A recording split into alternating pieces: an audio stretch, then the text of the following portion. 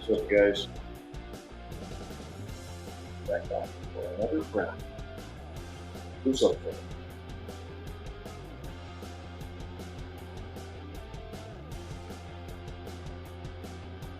Yeah, I got something special for you guys tonight. Come on in and check it out.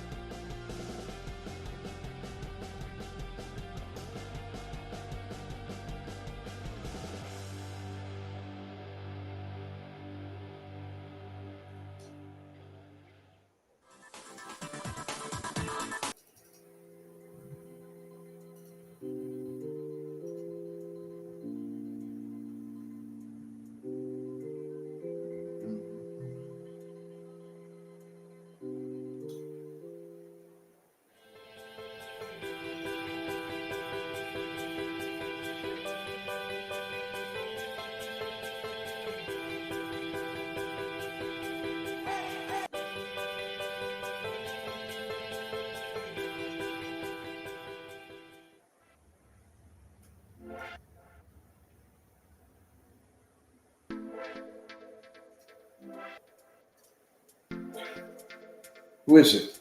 Don't tell me. Girl in the mirror. The frequent flyer visitor. Girl in the mirror. Nope, it wasn't. Huh? Person left.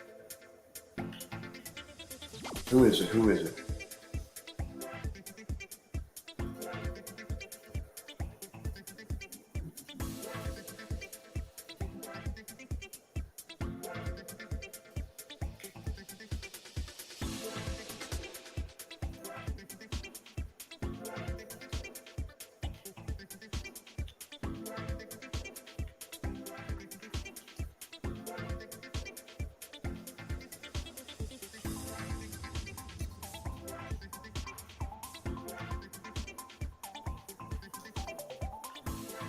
Come on in, guys. Come in.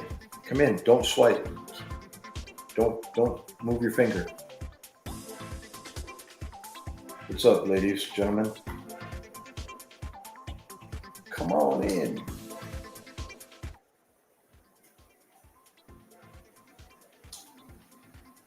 Are you there? 12 people. Come on in, guys. Flood the room. Come on, stop swiping. Don't swipe anymore.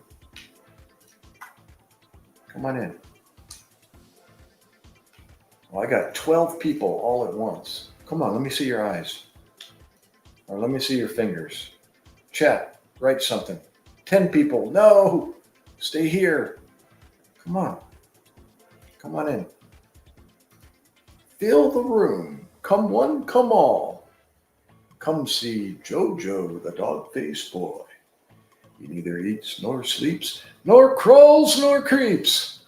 He's 15 inches across the eyes and smells like a wolf. He's Jojo, the dog-faced boy. Come on in, guys. Come on. There's 11 set of eyeballs. Nobody said anything. Come on in. Mustard. There you go. What's up, Mustard Muncher? You know, with a good hot dog, mustard is the bomb. I'm a mustard relish, onions kind of guy on a hot dog. How about you?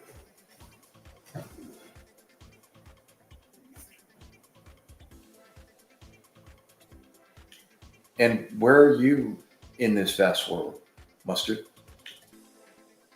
I'm on the East Coast, New Jersey. Uh-oh, we're down to 3 people. Well, come on in, the other 2. Join us. Join Mustard Muncher and myself. Come on. Mustard, say something.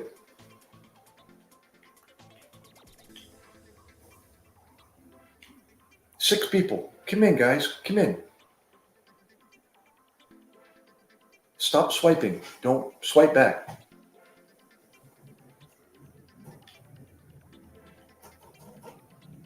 Come to the light.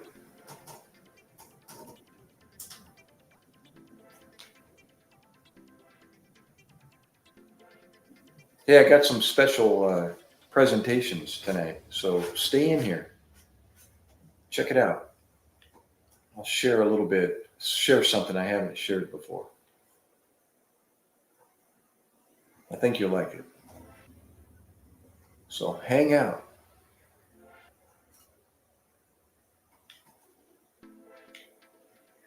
Are you guys there? Hello? Hello?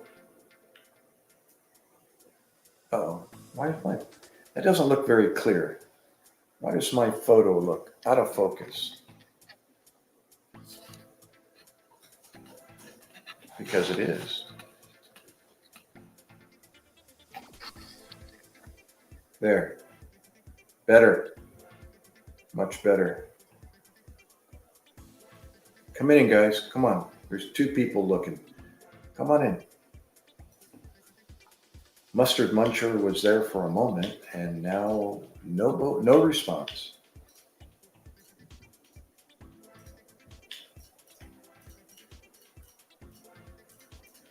Come in, guys. Come in. Stop swiping. Come on. Join me. Join me.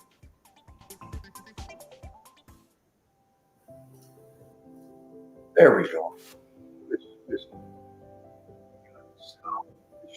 oh,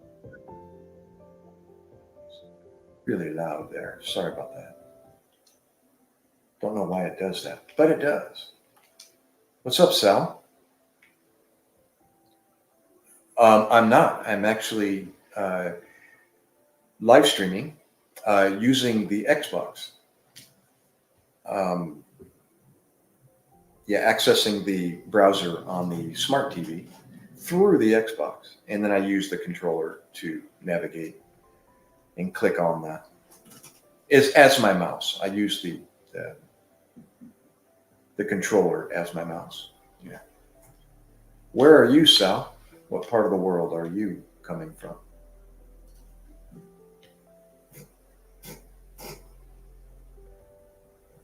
Excuse me. Excuse me.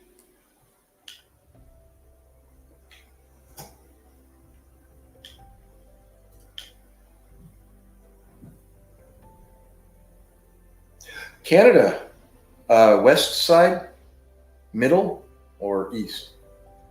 You over there on the Alberta side or the Ottawa side or Toronto, Ontario, or somewhere in the middle, Saskatchewan, etc. In the middle. Oh, you're the second uh, middle Canada person. There's a lady who came on the other night. She was in Saskatchewan. Yeah, she was telling me she's out in the middle of farm country. Does that kind of describe your lay of the land as well?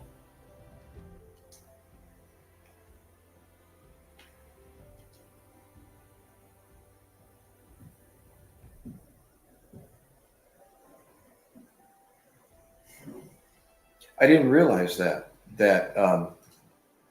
the middle provinces of Canada are a lot of farming communities there.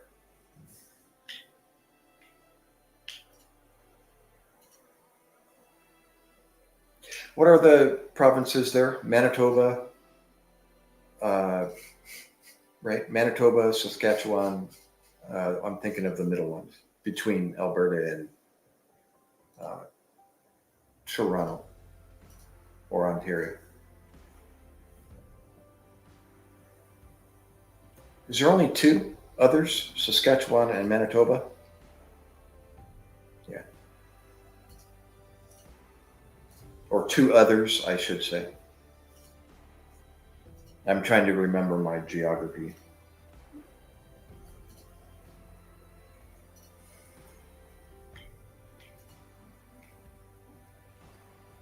Well, welcome at least to the channel and stand for a little bit. I appreciate it. Yeah, I try to, there's five people. I see five sets of eyeballs trying to uh, view the channel. Stay in here. There's Jen. What's up, Jen? Plot twist. He's got no pants on. Who? Sal Fisher or yourself?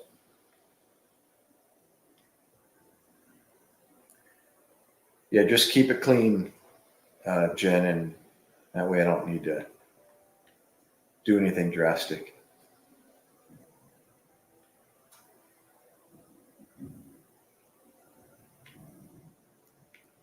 Yeah, Jen is actually the short name for my wife's sister, Genevieve. But I take it you're a guy.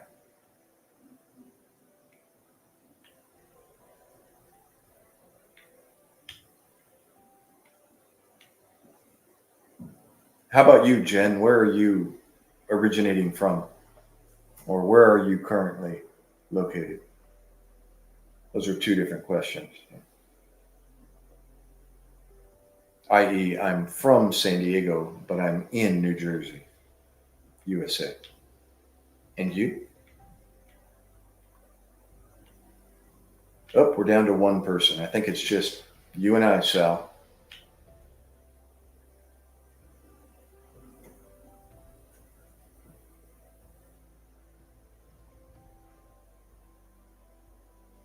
Who's still out there? Is that Sal? It is Sal. Yeah. Yeah.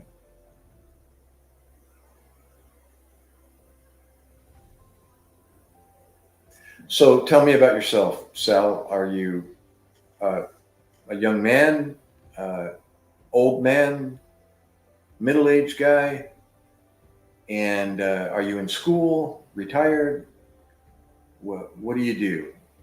What are your interests? I'll tell a little bit about myself. Um, Now, all due respect there, Sal, but you either have a penis or a vagina. Which one? I'm non-binary. Sorry, you're in school. See, it really is that simple. You know, if you've got a penis, you're a male. If you've got a vagina, you're a girl. What you choose to identify as is something else. But I mean, it really is that simple. Does that make sense? They make it way too complicated.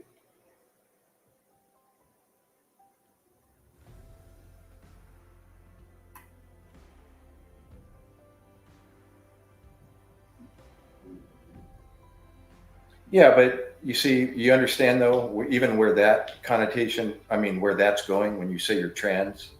Why are you avoiding uh, saying whether or not you're a male or a female, or whether you have a penis or a vagina? What's the seriously? What's the anxiety or the whatever you want to call it of not uh, answering that question? Seriously.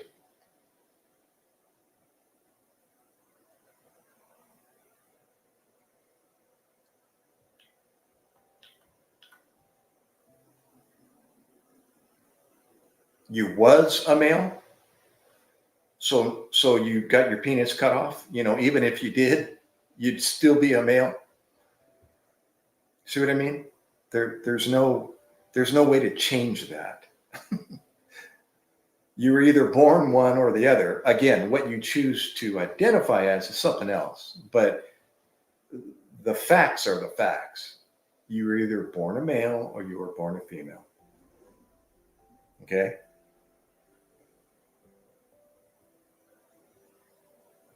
Yeah, but you don't grow a vagina though. You see? And you don't have ovaries. And you don't have, you know, you're not a female. And that's not being mean. I'm in the medical field and it's really simple. My wife's a nurse, I was a paramedic and a Navy corpsman. And it's really simple. We either treat men or women. And it's important that we know the difference because drug doses, etc. There's other factors, that are really important to know. Whether or not you're a female. First thing I'm going to ask is there any chance you could be pregnant? You see? there's a lot of implications behind whether you choose to be something other than a male or a female. Society can't, just all of a sudden forget. That's fine. But are you a gay male or are you a gay female? You see? It's like, what if I told you I'm gay? What is that implication? Like, what kind of a response are you trying to get from me? It's simple. Yeah, you're a gay what? Well, you just already told me. You're a gay male.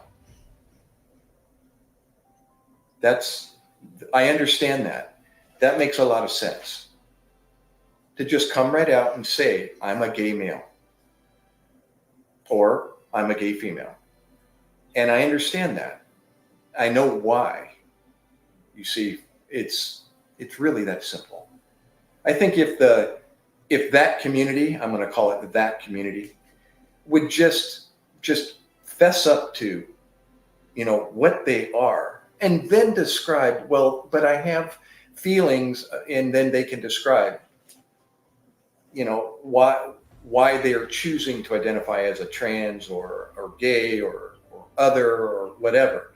But what's the problem with saying, I was born with a penis, I was born a male, or I was born with breasts and a vagina and I'm a female? There's nothing wrong with that. It's what's the big deal? Why avoid that? So anyhow, thank you though for clarifying. You see, it took how many back and forth comments did that take? 1, 2, 3, 4, 5, 6, 7, 8. Was it 7 or 8? 9. Yeah. Anyhow, so you're a gay male and you're living in the middle province of Canada, and you're in school. So that make what you're either somewhere between 5 and 18, unless you're in college. Sorry. Then, are you still in primary, middle school, high school, or you graduated and now you're in college? I've got a 19-year-old boy that's in second. He'll be starting his second year this September, college. Oh, very good. What's your study?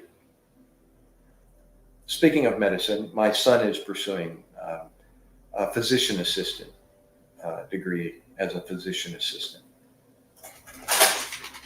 Jamie! Do you have to go, Jamie? You just popped in for a moment before. What's up, Jamie?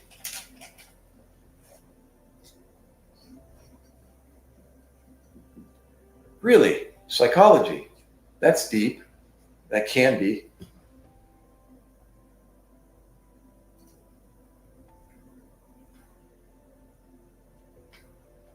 I wouldn't recommend it, although, everyone has their niche. But as a psychologist, nah. It's not. That's not gonna. I leave my own opinion. It's not going to. Well, no, I shouldn't say that. Yeah, each to their own. But psychology, I lean way away from psychology. No, Jamie. Thank you. Thank you very much. No, I'll be ending this by 2 a.m. Matter of fact, tonight I don't normally live stream on Sundays, so I just got bored again, and I actually have a little surprise. I'm gonna share here a bit later or whatever, but I'm waiting to see if any other veterans pop in, and I can kind of go down that path and share some stuff that I just uploaded before I came on.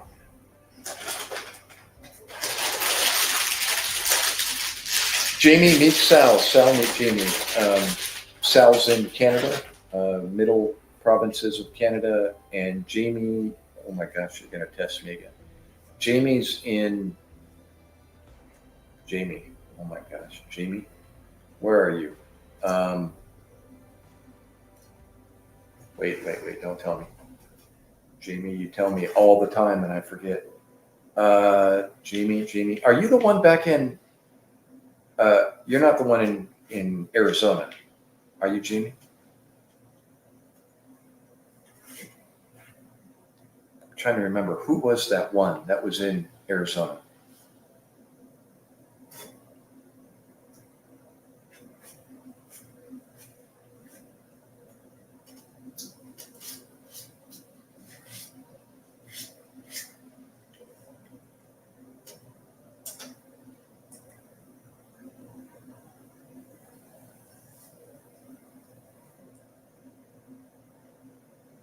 Jamie, what's new? And Sal, what year are you in? Oh, you're in Pensacola working, although my legal address is Gloucester, Massachusetts. Okay.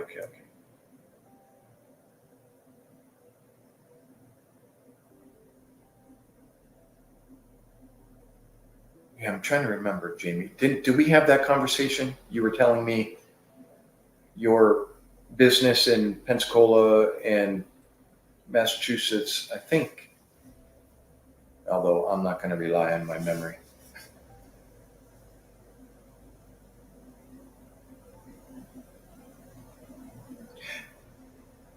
What do you do again, Jamie? Or did you share that with me before?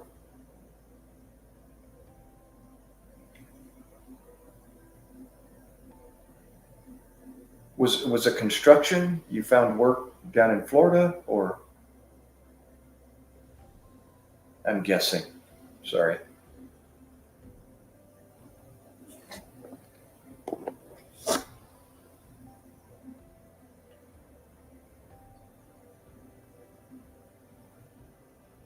Tell me more, Sal, about the college and where you're at in college.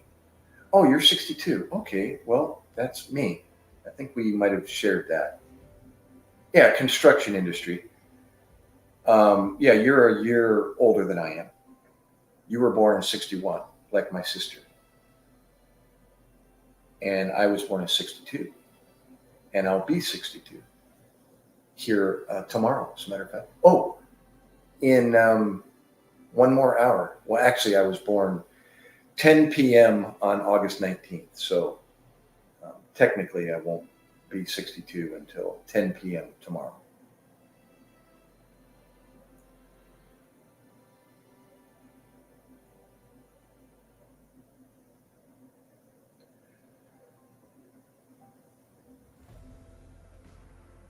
God is good. Gave me another year.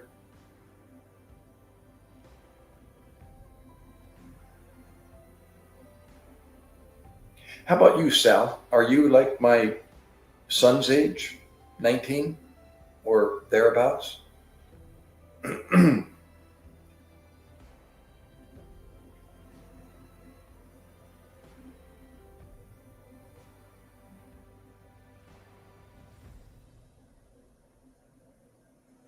20.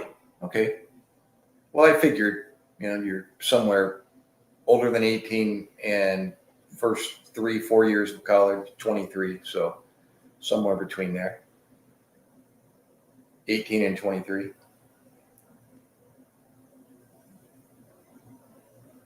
Although it doesn't always go that way, does it?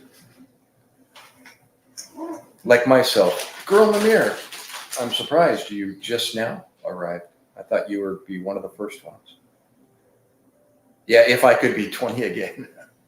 Actually, Jamie, let's see, when I was 20, no, I wasn't. I was still struggling in life, trying to figure out what I was going to do and chasing women. And yeah, I wasn't really, I wasn't doing bad, but I wouldn't want to be 20 again. Yeah.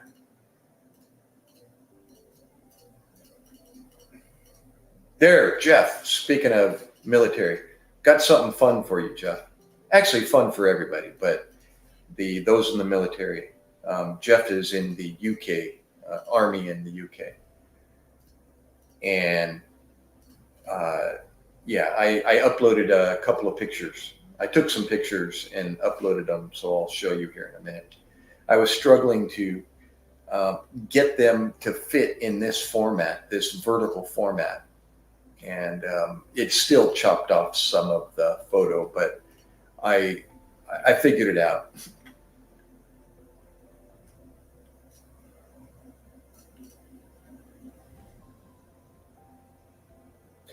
You know, you still have to just explain to me again, Jeff, what is Band-Aid?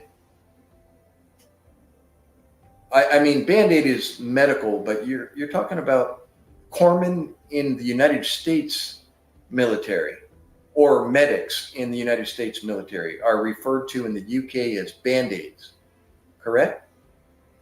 I'm trying to understand that. It's like, it's so strange for me to see that word used in this context.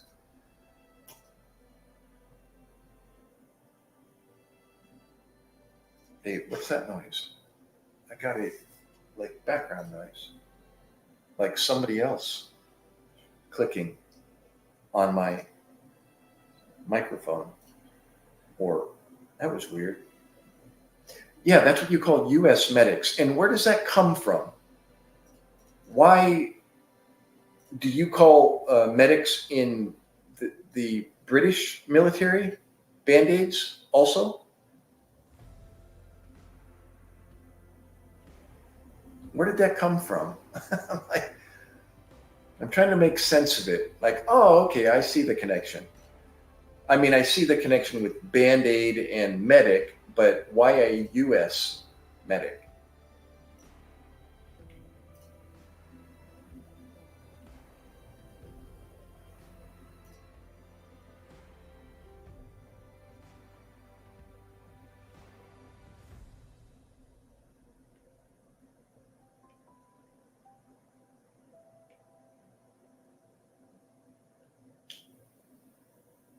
And Miss Girl in the Mirror up there, are you still there? What's new? What's the latest in the Philippines? Um, it would be a silly question to ask if it's still hot. It's always hot. Oh, good. Good. He's trying to get some more subscribers, I take it.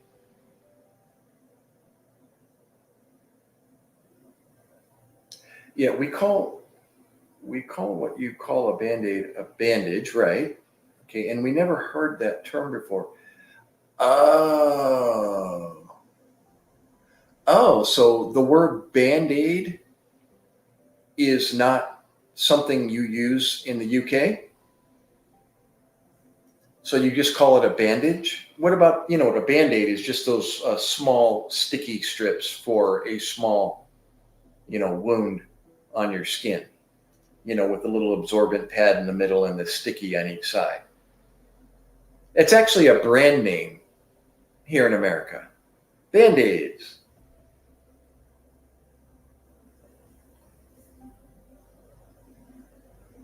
But that's pretty much all it refers to, is that particular size of bandage.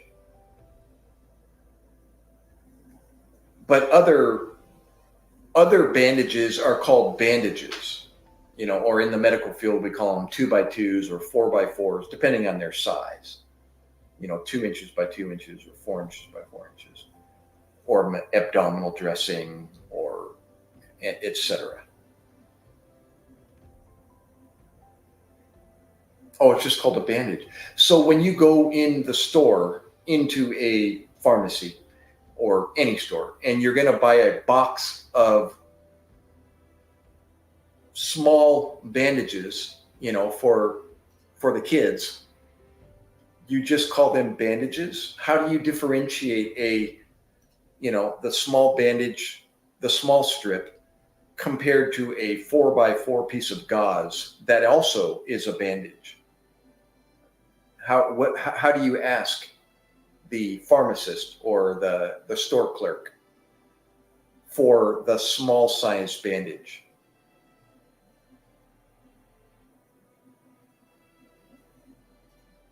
And it literally stuck. Badoom.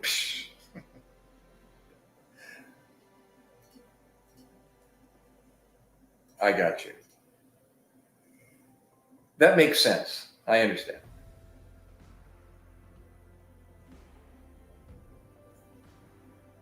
You asked for a small bandage. how how ironic. Uh, yeah, but don't you go back and forth with the person? What if they hand you a 2x2 piece of gauze, or they point you to the section that has, 2x2 pieces of gauze? That's a small bandage. Or you're more specific. I'd like a 2x2. Or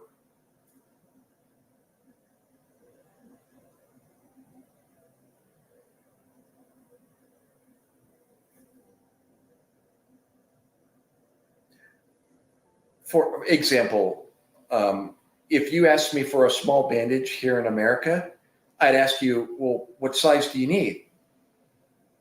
Then we'd have to go back and forth to you describing the particular bandage that you want.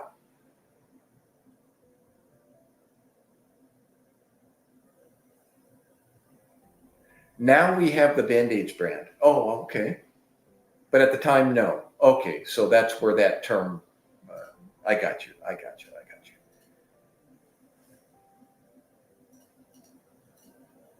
It's almost like my wife's country, the Philippines. They're really big they're like what's the word? They like to they're copycats, and that's not used derogatory. It's they like to copy what they hear and what they see, especially American things. So when they see an American thing that it's like, we like that, they'll implement that. And you hear that all the time in the Philippines. They use American words to describe certain things, or brand name. Oh, a finger bandage. Okay, there you go. That would make sense. Although finger bandages come in different shapes and sizes too in the medical field. We have finger cots.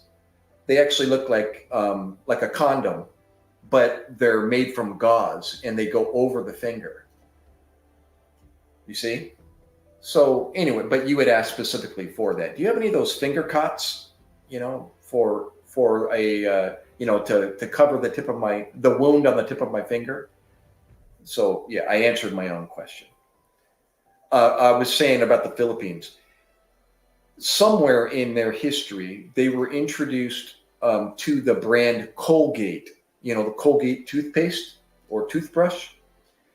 And so now, if you want toothpaste, no matter what brand or what type it is or what brand it is, they just use the generic word Colgate.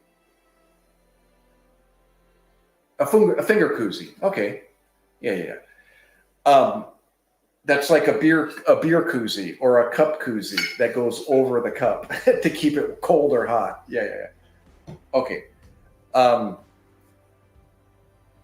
If you want toothpaste in the Philippines, you just say Colgate. I need some Colgate. So you go to the store and decide which kind you want, but it just means toothpaste. We were just having the conversation tonight, my wife and I, and she taught me another one that I didn't realize. I'm trying to remember what it was. Or if you want to make a copy of something. Oh, you do? We'll hold that thought. We'll talk about the Philippines. If you want to make a copy, of of a document, they use the term Xerox, which is pretty universal. But today, they have other copying, like I'm looking at my Brother printer, and they got other brands now. But as you know, back in the day when Xerox first came out, all right, Sal, thank you again for popping in. Yeah, so if you want to copy something, go get me a Xerox of that.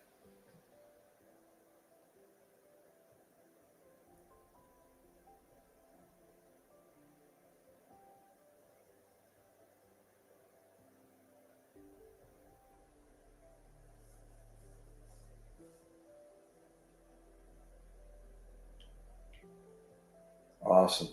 Oh, so anyways, about the Philippines. Yeah, when did you first start going to the Philippines? What was your very first visit and why?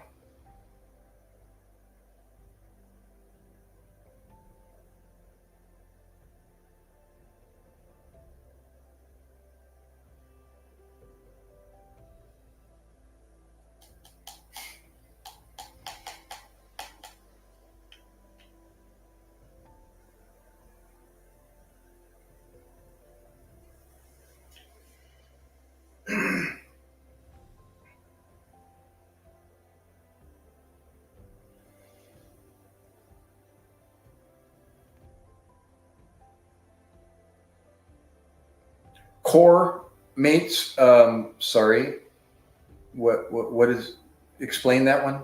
Um, Forgive me. It might be a British American miscommunication.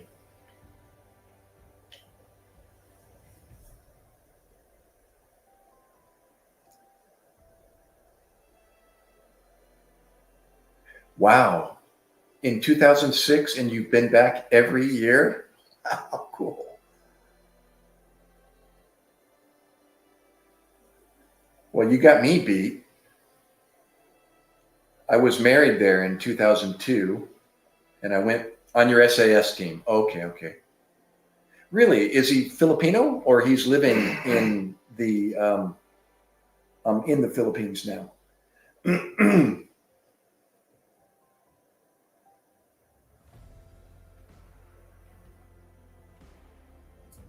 Yeah, I got married in the Philippines 2002, and that was my first time in the Philippines, 2002. And then we went back 5 years later, 2007, and then a long. Uh, oh, his parents. Yep. Awesome. Wow, how cool. Yeah, a lot of Filipinos in the United States military. Yep. Yeah, that story is very common here in the States as well. San Diego being a big Navy hub, um, and it brings a lot of Filipinos there in San Diego, Southern California. There's actually a community in Southern California, um, all pun intended, but the name of the community. Remember, San Diego, California was owned by Mexico at one point in history, and then eventually um, we yes, I am from San Diego. Wait, I thought you knew that. I'm from San Diego, but I'm not in San Diego. I'm here on the East Coast. So hold that thought, or hold that. You can start writing your comment. So because of the Navy being, in Southern California, it brings a large population of Filipinos, and there's a community there called Mira Mesa, Spanish name, Mira Mesa, Mira, next word Mesa. And the nickname for that area is Manila Mesa because it has a large Filipino community. Yeah, true story. A lot of Filipino point or Saudi, and I mean, they call them toro toro, if you know that expression. That means point, stores. Many of those in Southern California, and restaurants and the whole nine yards. It's like Little Manila in Southern California. They've got Jollibee, and they've got Red Ribbon, and they've got all the Filipino. Max's, that's a big restaurant. In Ocean City. Oh, wait. Ocean County, Orange County. Sorry. Forgive me. There's an OC here in New Jersey, but it's Ocean City, and my brain is literally pulling up the location here in New Jersey when I saw that. In Mira Mesa, I go there a lot. Well, not a lot, but every time I visit my parents. What? Your parents are in San Diego? Oh my gosh, small world, dude. Come on, talk to me. I miss home. I'm from Claremont, which is Kearney Mesa, Claremont, Serra Mesa, all up on the mesa, as Mira Mesa is a mesa, a table. As you know, lots of tables and canyons in that part of California.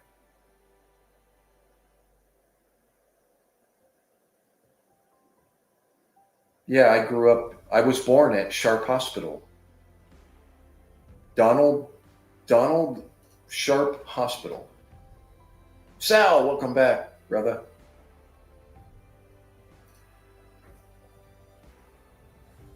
Wow, Jeff.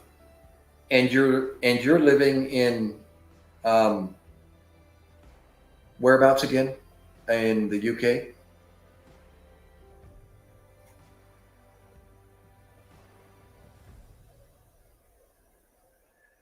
Josh, you're here, brother. I got something for you. Actually, I got something both for Jeff. I got something for everybody, but particularly the military people. They lived in Oceanside. Yep. Camp Pendleton area. Moved to San Clemente. Yeah. Where the Swallows um, go to every year, and are now in Lake Forest. Lake Forest? Where the heck's Lake Forest? Lake Forest? Why do I know that? Where's Lake Forest? Is that part of San Clemente or near San Clemente? Where the heck have I heard that before? Lake Forest.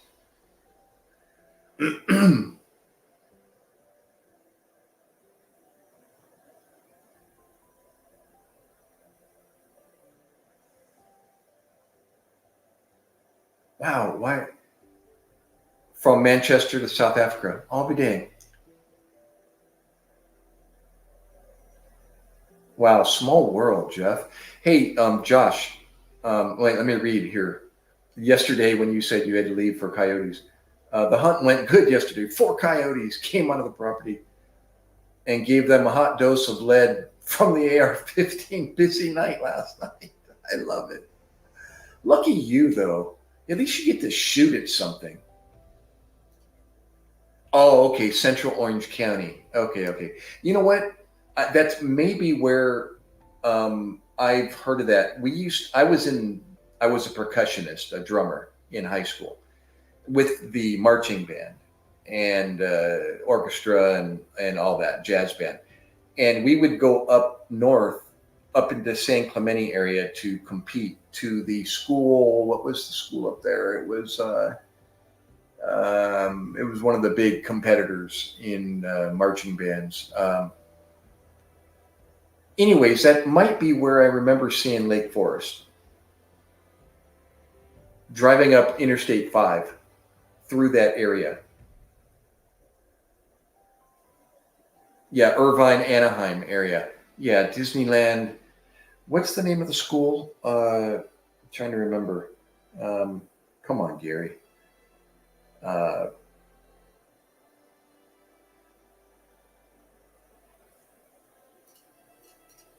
I'll think of it. But anyways, yes, that's got to be where I remember seeing. Maybe there was even some exit signs off of Interstate 5 to Lake Forest. Do you remember? If there is? Yeah. Wow, amazing. It's pretty cool being from the UK, living in Manchester and South Africa, and you know this part of San Diego as well as I do. San Diego County, well, Ocean County. I mean Orange County. Now we're talking about, but I keep saying Ocean County. That's here in New Jersey. Oh my gosh, Orange County.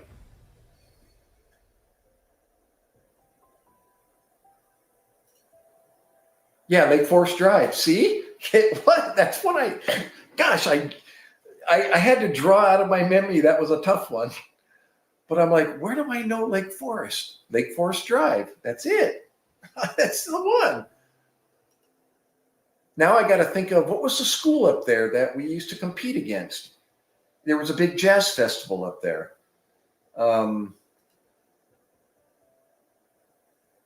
They had a lot of money. It's kind of known to be a what do you call it? School. It was a hard to beat because they were really, really good. No, not El Toro. That is another. Gosh, dude, you need to live in Southern California. You know how beautiful it is down there. Holy moly.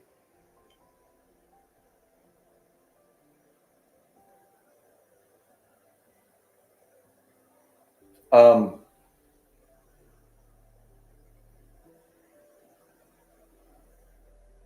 no, I don't even know that one. Trabuco?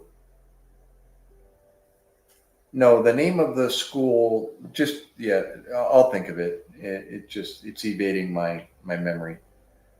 Um, they had a Christmas festival up there, and the jazz band would go up and compete. We actually did pretty well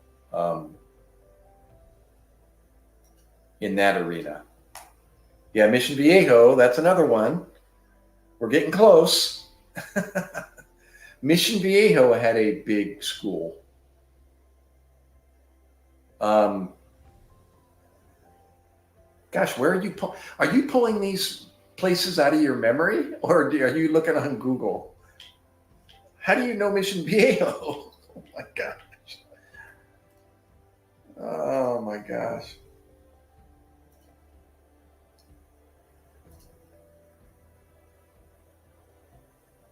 I'm impressed. We got a guy from the UK, and he's naming off places that only I know about. Being American from Southern California, it's like, wait a minute. San Juan Capistrano, there in where the swallows all migrate to every year, and then Anaheim and Disneyland, and oh my gosh. Um, why can't I think of the school? Holy moly! Don't. Let's not talk about it. It'll come to me if we're not talking about it. Nieces in high school over there. I'll be dang. Really? Oh, that's so cool.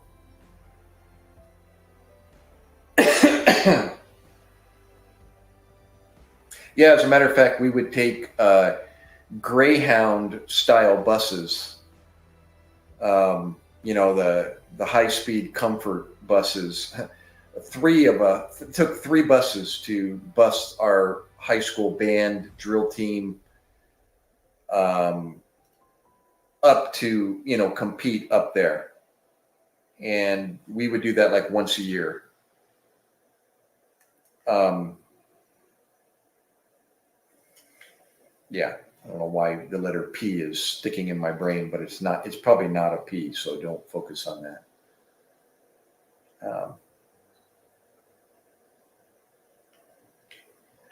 But hey, where are you, Josh? Are you still there, hanging out? Sal, are you still in the background there? Well, let me share something with you guys. I was actually thinking about changing my shirt, for this live stream. So I was in my closet and I knew what shirt I was looking for. Hoorah, Sal. Thanks again. And it was an olive drab uh, Marine Corps, olive drab that I was going to wear. And so I found the shirt, or I thought I found the shirt, and I pulled it out, and it was another shirt that I almost forgot about. It was way in the back, and it had plastic over it still, protective dry cleaner plastic. And I was like, wait a minute, this isn't it. What shirt is this? And I looked at it and I went, oh my gosh, I haven't seen this in a while. And then I got an idea. I need to take a photo of this and show the guys online. And then that led to, well, while I'm at it, let's take a picture of the shirt that I was going to wear. So it's a front and back on one shirt, and the other shirt's just the back. So I took all 3 pictures and I put them here on the live stream. And I'll have to show you these. These are classic. The story behind them is, the one was from my field medical service school at Camp Pendleton,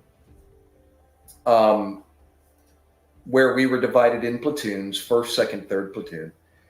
And there was like 80 of us total. And then, we went through our training in those 3 platoons, and we marched, in formation, and we learned about guidons and, the whole formality with marching with, flags at the front and so on and so forth, which is actually nothing new to me, because I learned that, hoorah, Josh, I learned about marching. Actually, I started learning about military etiquette in marching in formation when I was in 6th grade. I was part of the safety, they called it the safety patrol. They had kids trained to stand at the corner with stop signs, with, staffs, or stop sign poles with the stop sign, down from like west of the intersection and east of the intersection. And then the staff sergeant would stand at the corner with a staff in his hand, and that kept back the kids. And the staff sergeant had a whistle. So we were under the jurisdiction of the city police, and we had a city police officer in charge, and he would report to the school, and he would give us instructions and training. And then we were able to train ourselves. And it was that military structure, even in the ranking, private, corporal, sergeant, staff sergeant, and then it went into a officer ranking. There was a lieutenant, major, and colonel, I believe, were the 3. Yeah. And so, and you progressed based on your performance. And we were tested, and even written tests. And this is 6th grade. And we were physical, marching tests and so on. And we had drill downs and, the last one standing, of course, and we got to go to, I know I'm a little bit off the subject here, but I'm leading up to something. We even got to go to demonstrations, police demonstrations. We got to see police dog demonstrations and other different demonstrations. And we used to get out of school to go to these, with our parents' permission. And if there was a nominal fee, to cover the costs or the ride or whatever. And so it was really cool to be introduced to that at an early age. And then in high school, I got into the marching band, and they march in formation. So I was already familiar with marching in formation and the etiquette behind that and the drill downs and the et cetera. So I kind of grew up with that, not knowing that one day I was going to be in the military. And then when I got into the military at a much later age, I already told you I was 37 years old when I joined the military. I, got introduced to something that I had already had experience with. So I was pretty up to speed on that with a few, military specific exceptions. And then I started going through some additional schooling related to my medical, field. And one of them was Field Medical Service School, which teaches you the Marine Corps side of medicine, since we provide medical support for the Marine Corps. So that entailed not only Camp Pendleton for the didactic portion, the school portion, but we did the field training at Camp Lejeune. And it was 2 weeks of each, 2 weeks of school at Pendleton, and then 2 weeks at Camp Lejeune. And that's where I got this t-shirt. And they printed them up while we were going through our school and eventually brought them to us. And I, of course, kept it and have it to this day. So I took a picture of the front and the back, and I'll show you those if I may. Let's see here. Let me see which one I'm gonna, let's see. I told about Field Medical Service School, so let's do that one. This is the front of the t-shirt. Let me grab that real quick. And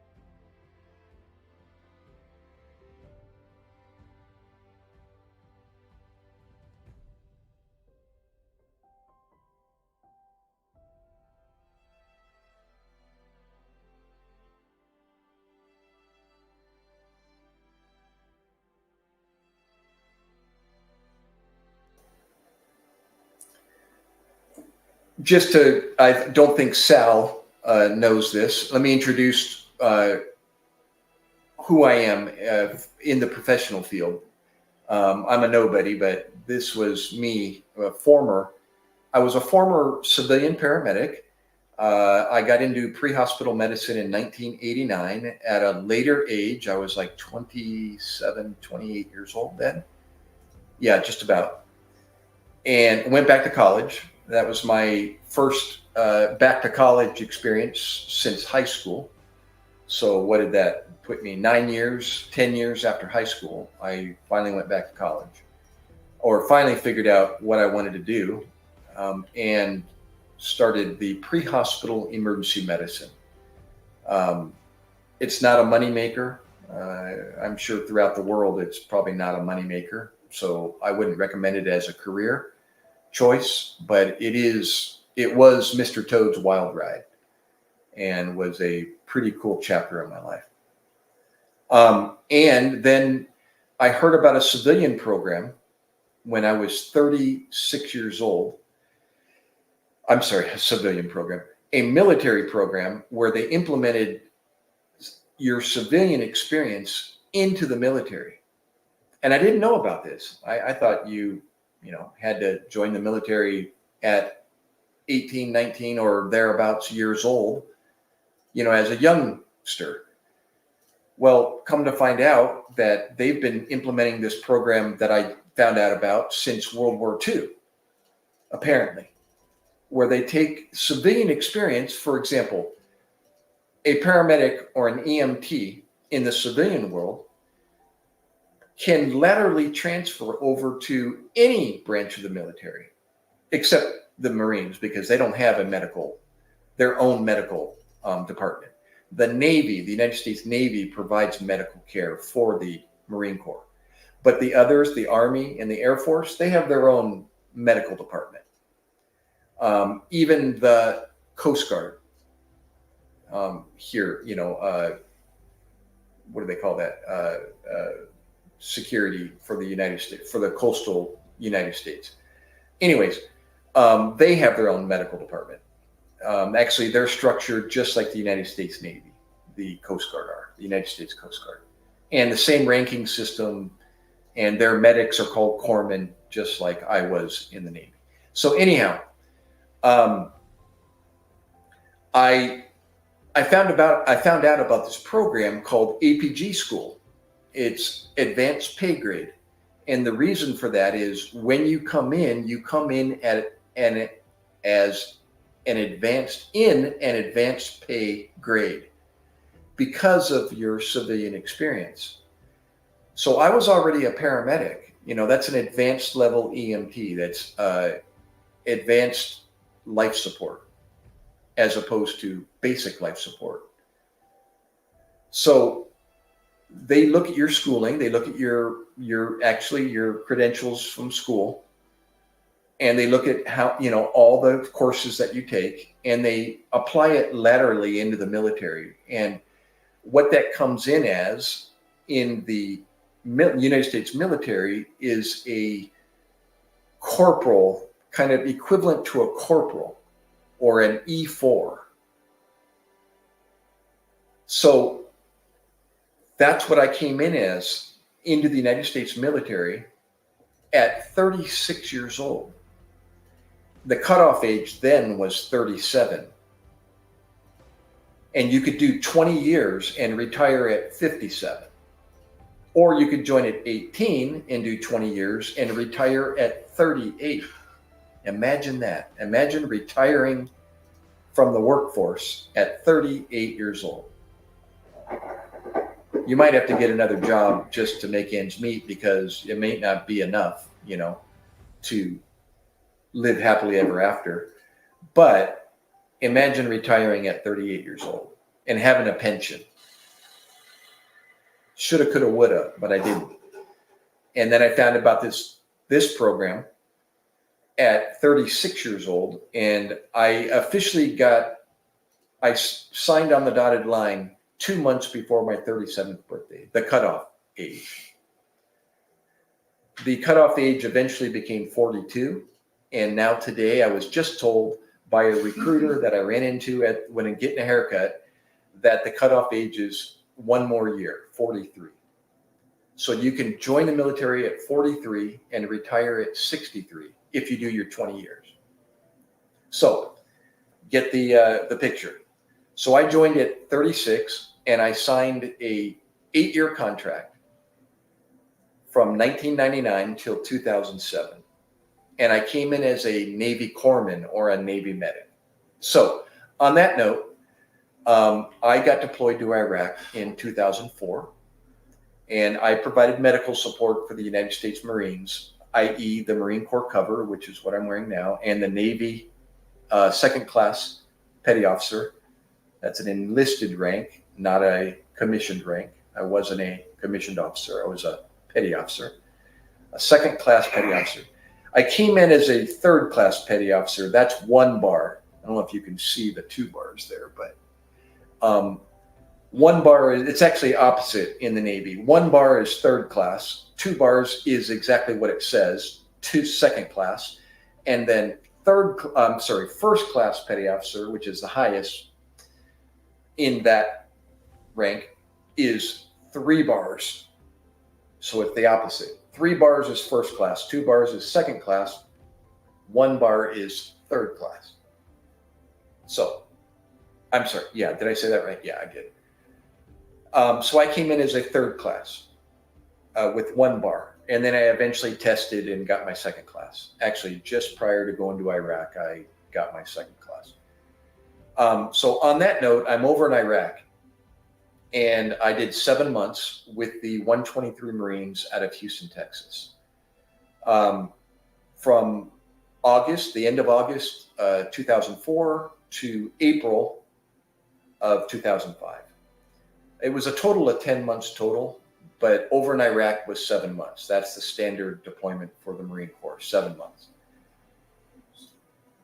2 weeks before I was to come home, we got to, I'm sorry, not 2 weeks. While we were coming home, in transition of coming home, we got moved from the Al Anbar province, Iraq, to Kuwait to eventually catch our flight to Germany and then back home.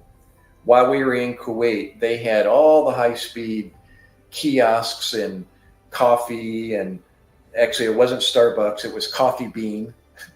And they had Pizza Hut, I think, and they had, but it was just a small version of, but they had, these little small kiosks with these Western, names that we recognize here in the United States.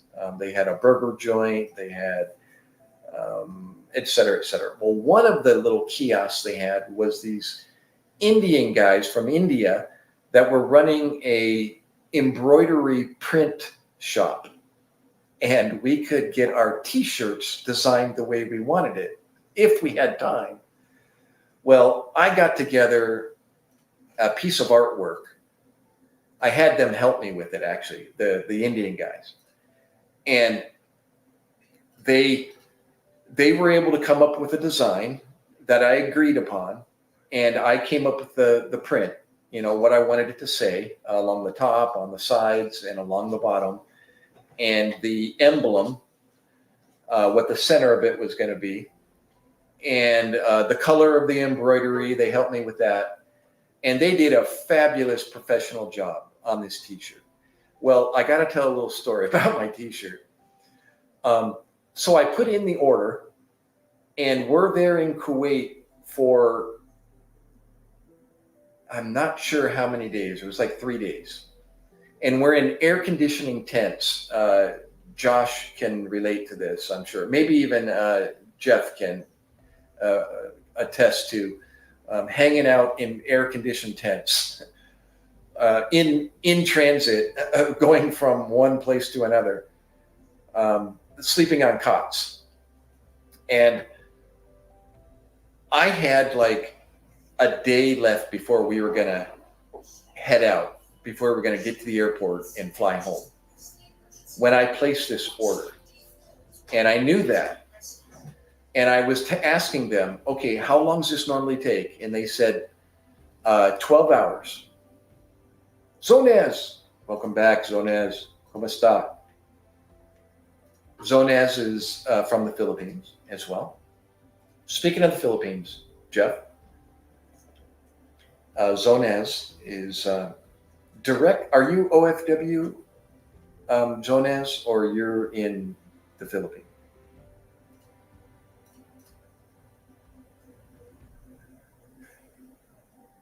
OFW ka o Pinas ka?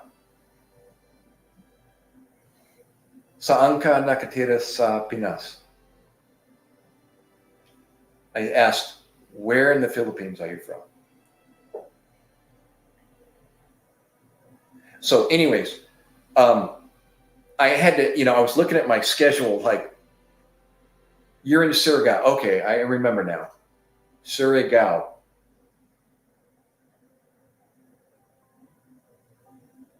Yeah, that's the Surigao is the one on the very tip of Mindanao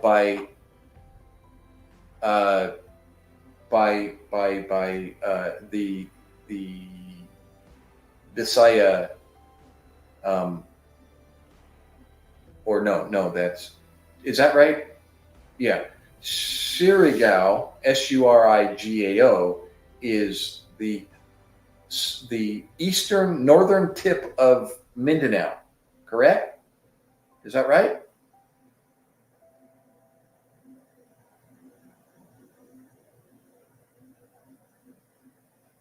Yeah, I'll get back to my story while she's answering. Um, so I was like, when's the t-shirt going to be done? And they said they gave me a time frame that met my departure date, time. Like I had to make sure that I could get this shirt done or I'm not going to pay for it. And it was $20. So they said it was going to be done in time. Don't worry, we'll have it done. And I'm like, good to go. I'll pick it up tomorrow morning. When do you open? They said 6:30 or 7:30. I think it was 7:30. Our muster, roll call was at 8. And I thought, ooh, I'm going to be pushing it. I hope to God that t-shirt's ready. So I go running. I wake up early. I set my alarm.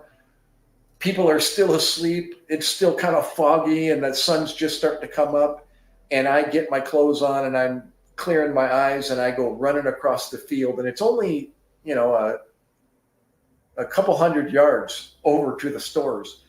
So more like 500 yards or more. And so I'm like getting over there. I'm early. I'm like, come on, gosh, I got another half an hour to burn before they're open. And I'm like, maybe they'll open early. Well, they didn't open early. And they didn't really open on time either. And I'm thinking, oh my gosh, this is getting gnarly here. I'm going to run.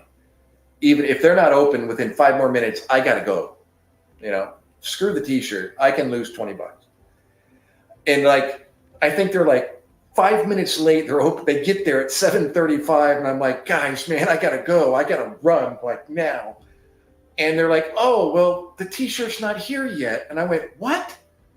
What do you mean? You said that. And they said, oh, well, the shipment, the truck hasn't arrived yet. And I went, no, I gotta go. I'm sorry. And they're like, no, hold on. It's coming. They're coming right now. They're coming around the corner. And I'm really starting to sweat. And sure enough, the truck comes around the corner. They open the back. They find my shirt. I get the transaction done. And I boogie back to my muster, the formation. As I'm running across the field with this t-shirt in a plastic bag, the same plastic bag I think that it's in now, I look ahead of me and the whole battalion is lined up. And I'm thinking, oh my God, they're early. It's not 8 o'clock yet, but they're already in formation. And I thought, oh my gosh, how am I going to pull this one off? And I look and all of a sudden I hear this MacKay, big loud burst. And I look over my right and it's my first class, my senior petty officer looking at me with this scowl on his face like, get the over here, and I'm like, oh my God, I got my bag in my hand and I'm like, I go to the back and he takes my t-shirt from me and he's like, get in line. And I find my place and I get formation and everybody's noticing this commotion going on. And I go sneaking into place and oh my gosh. Well, I ended up getting the work party duty because of that. Not only the work party duty, meaning loading all the sea bags and crap into when we load it first. We had to load the 7 tons. And then when we got to the airport, we had to unload the 7 tons into the airplane. Or did they? Yeah, into the airplane, at the back of the airplane. So it was a big line of Marines. I think some of you know the drill. And it's just, handed one hand to another. And I was suffering from a torn rotator cuff at the time. So it was brutal on my shoulder. It was actually, I rehabbed my rotator cuff during the 7 months I was there and was actually successful in doing so. But that sea-bag transfer and the work party duty didn't do that any justice or any good. And then I actually got to fly first class seating on this unmarked civilian 727 or whatever we flew on, with our weapons on our body but unloaded with no ammo. So the 9mm was still on my leg, and the M16s we kept by our side, but with no ammunition. And we flew back to the States that way. And I flew first class. I mean, seriously, first time and only time I've ever flown first class, with my own TV and my recliner chair and the whole 9 yards. So that was cool. But when we landed, hey, Aiden, when we landed in Germany to refuel, I had a Marine Corps MP assigned to me. Now, you got to realize I'm 42 years old, and I feel like a kid in the principal's office. I mean, it was worse than that. I was like in jail.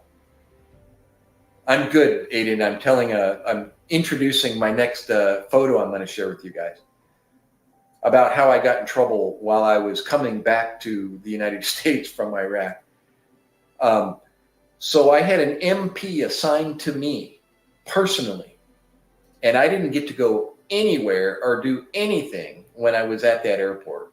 He was at my side, sitting on a bench, assigned to me specifically. And that sucked. And then I got to resume my first class chair, and we flew back to the States. And then it was the punishment was over, and we got to get bused back into initially 29 Palms, California, where we reunited with their families. And then I eventually got flown back to New Jersey, where I reunited with my wife. So that T-shirt that I got in all that trouble for is what I'm about to show you. God, I can't believe I did that. I was on time. I really was on time. It wasn't 8 o'clock yet when muster was supposed to start, but they started early, and I wasn't there. So anyhow, let me show you that T-shirt here. I think I already have it loaded up, but no, I don't. Okay, let's see if I can show that to you. And unfortunately, I did have all the guys in my unit sign it. And there are a few of them that have been cut off because of the format, but this is that.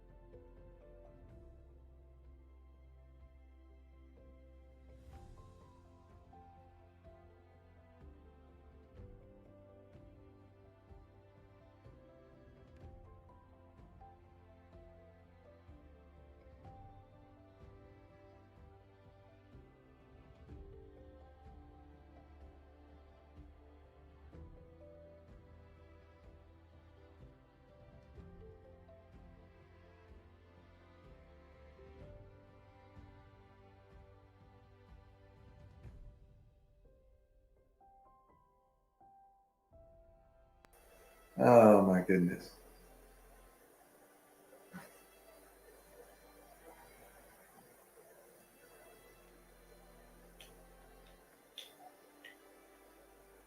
Hey, Josh, do you remember when you demobilized under different circumstances? It sounds like. Did you have to jump through the hoops, or were you already back in the States on medical? Or I should say, when you went back to the States, whenever it was, did you have to go through that whole process of dumping all your gear out on a 8x8 piece of tarp and have somebody go through everything to make sure you weren't smuggling something back into the States? And then they tell you you're good to go, and you put everything back in and you have to repack it again? We did. I think that was in Kuwait, or was it in Kuwait? No, it might have been before Kuwait, but I remember that hurry up and wait routine in line with your gear. And then they tell you to dump all your stuff onto the floor, and they inspect it and make sure you're not bringing back any souvenirs that you shouldn't be bringing back. Yeah, inspection. You got away with 2 gold rings? I love it. I remember, it's like I tried bringing back a 50 caliber shell, of all things, an empty, not a loaded one, just an empty shell. And they wouldn't even let me bring that back. I'm like, come on, what? Come on, souvenir, paperweight, something. Nope. But when we got back to 29 Palms, I believe it was 29 Palms. It was either 29 Palms or Camp Lejeune. They had we had to turn in gear, anything military you're supposed to turn in. And I had a cami not poncho, but a cami bivy sack, which is the bivy sack that you put your sleeping bag in, the waterproof bivy sack, and a bivy sack, and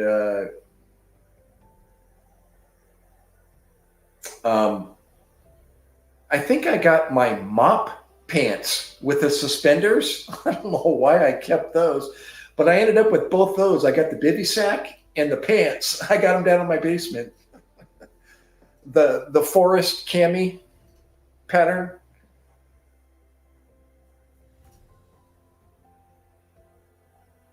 Oh, and some money. I've got some copies of Saddam's palace money in some plastic sleeves somewhere. That was a big thing, bringing back Saddam's money. Yeah, that bivy sack I've actually put to use. I haven't put it to use for many, many years, but it's down in my big duffel bag down in the basement. And remember Arc'teryx? I don't know who was making your packs, but Arc'teryx was the brand. That's a rock climbing, mountaineering brand, civilian brand, and they like Arc'teryx manufacturing, and they use their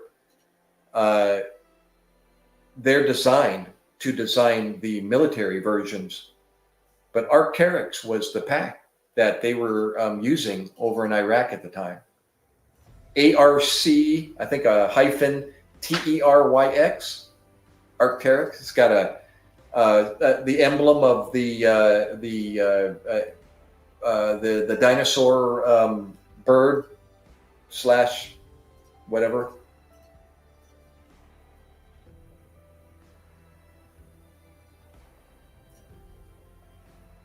Yeah, what was the Army? It might have even started with the Army, because the Army is the R&D of the military. Praise God for the Army. I mean, we got to incorporate, some of the Army's high-speed equipment left behind, and or their showers at the very end. Praise God for that shower. Man, that was like gold. That was like a care package. Yeah. It was like a care package. The greatest high-speed care package we ever got over there was the showers at the very end. The Army erected their showers for us at the FOB And I was just blown away. I couldn't believe the military had such a thing. And it was like, well, we were using the Army's triangulation sound devices on the rooftops. I told you that story that they left behind for us to utilize that. That was pretty incredible. But yeah, the showers, the recirculating showers, it's like they hardly need any additional water. They do, but not what you would think for a shower, a full-blown shower stall for multiple people all at once. They recirculate the water. And it's just amazing. I know it. And civilian world people, I mean, I was a civilian as far as that was concerned. You know, I was just like a kid in a candy store. I was like, oh my gosh, I've never seen this before. Where did this come from?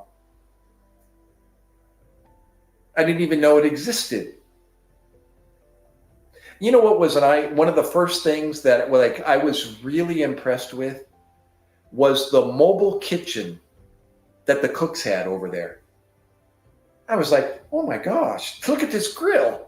This thing's a full-on iron skillet grill that's what, 10 feet long and 3 feet deep. It's like, oh my gosh. And it's all mobile in a tent. You know, that's just my naiveness as far as field. You know, I was blue side Navy on an air base, you know, in Oxnard, California. And you know, I didn't get dirty and do anything out in the field. I never stepped aboard a ship.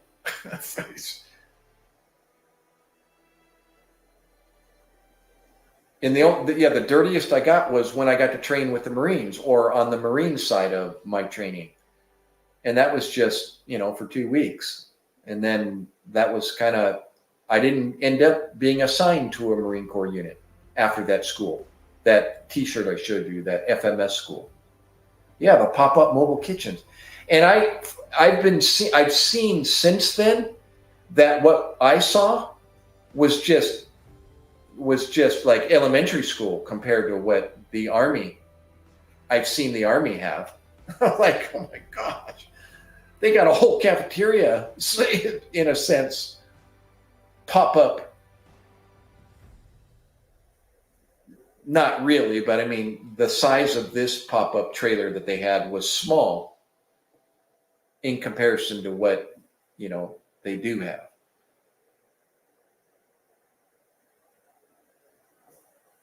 So as you know, when the Marines were available, you know, we got to eat, you know, hot, you know, 3 hots in a cot, like they say. But when they were out, you know, the kitchen was down and, you know, there was nobody cooking, or, you know, we were eating MREs or like I said, that Filipino guy, if he had the products from home, which he got 10-kilo bags of rice from his wife, kind of on a regular basis. So we got to eat steamed rice or rice prepared dishes with the MREs, which was good. You can imagine, especially the chili and the beef stew with steamed rice. Oh, dude, we were living large with steamed rice. Especially if you know how to eat steamed rice, you know, from an Asian perspective. Your EOS was 2012. Yeah, you can imagine. Yeah, and mine was 2005 or 2007, but I wasn't drilling anymore.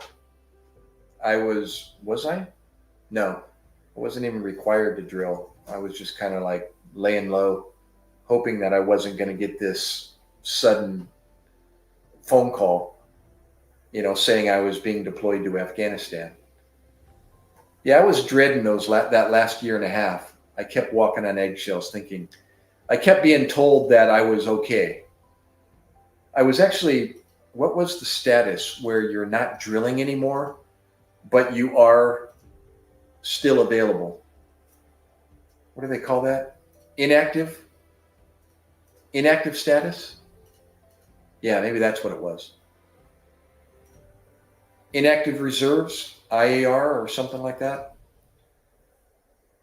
But, when push comes to shove, I'm still a military member.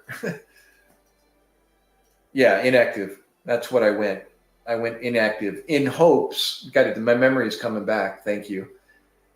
In hopes that would keep me under the radar even more so. And eventually my, EOS came June 2007. I got home May 2005. I'm sorry, April 2005, a month before my son was born. And so that was May 2006. May 2007. Well, actually, I guess it was 2 years. 1 year, 2 years, more. Yeah, I thought it was a year and a half. But anyways, I never got word or got another phone call. And I ended my Navy career after 8 years. Yeah, June's, what did my ID say? I showed it the other day. It was June 13th, I believe. I got in June 12th. It's either I got in June 12th and I got out June 13th, or I got in June 13th and I got out June 12th. I think that's it. Because if I do June 13th, that's considered the next year. Another month, or no, another year, the beginning of another year. And so they had to discharge me on the day before. So it was, I got in on the 13th and I got out on the 12th.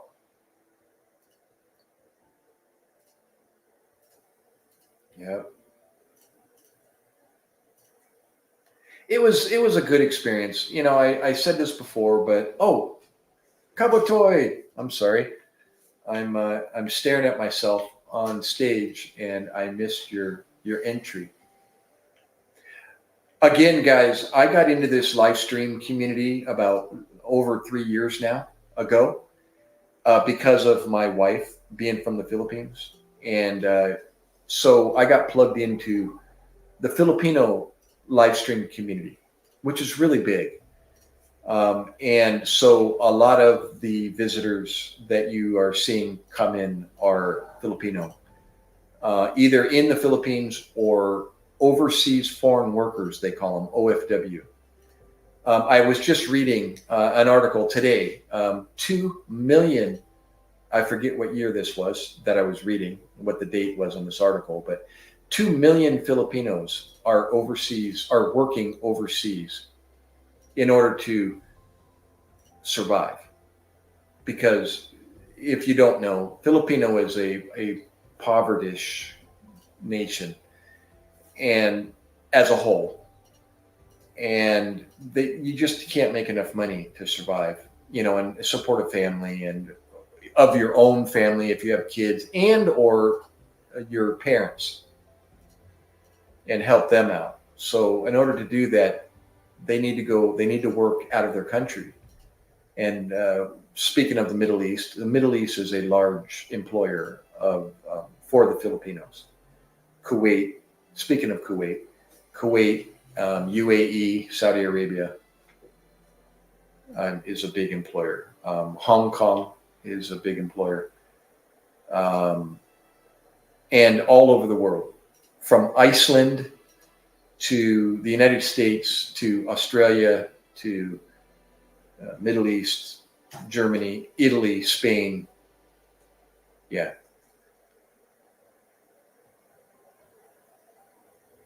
Kabatoy, where are you again? I always ask because I just like finding out where everybody is. Dang, man, it seems like forever. since I hung out with the guys. I miss going on patrol. Yeah, see, isn't that something? And then when things are rough, sometimes I would imagine, you wished you weren't there when things really suck. Yeah, as they say, in the suck. But then when everything settles down and you decompress, it's like, gosh, it's adrenaline is what it is. It is. That's why some of us struggle with coming back down off of that. It's the same with being a paramedic. I shouldn't say the same, similar.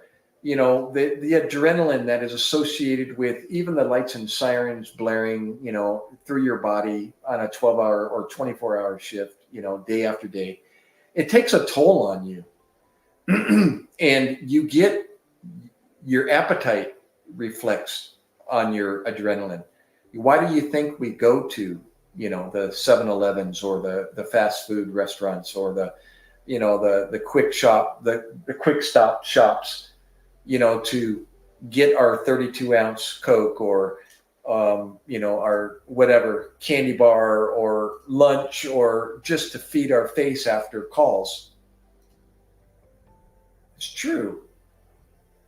It's adrenaline does that to a body. And so, yeah. And then it's like rock climbing, I was rock climbing for 30 years, and you learn to control, a fearful situation, and it's stressful.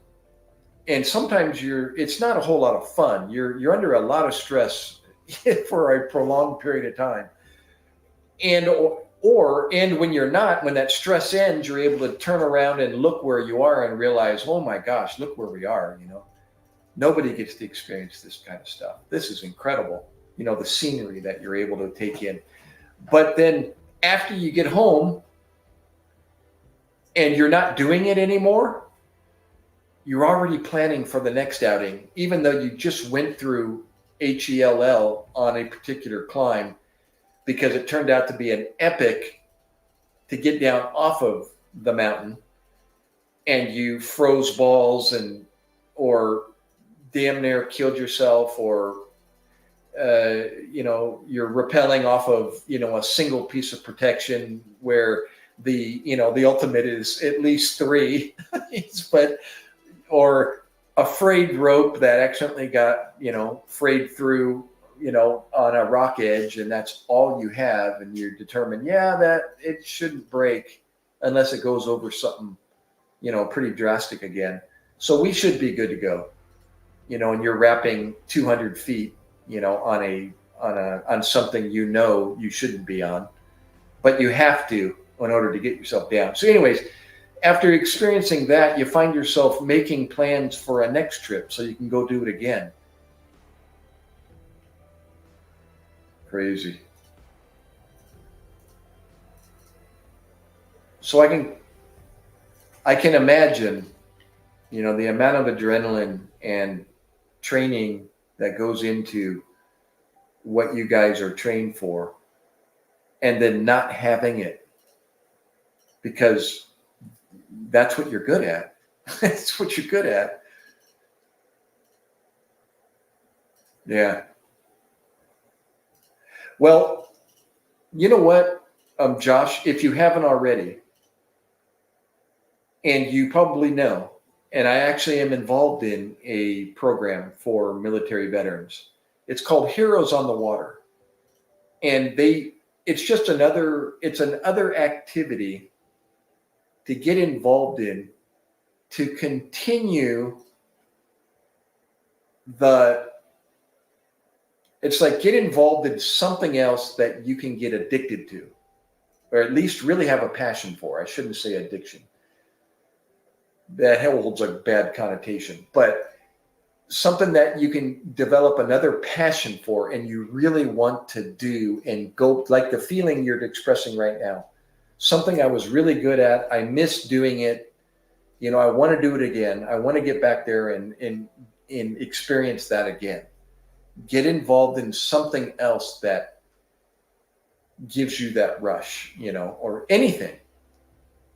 And one of those is, as you know, there's many things, many organizations that have been developed for veterans in order to accomplish that very thing, whether it be fishing or cycling or hunting or going on activities, camping or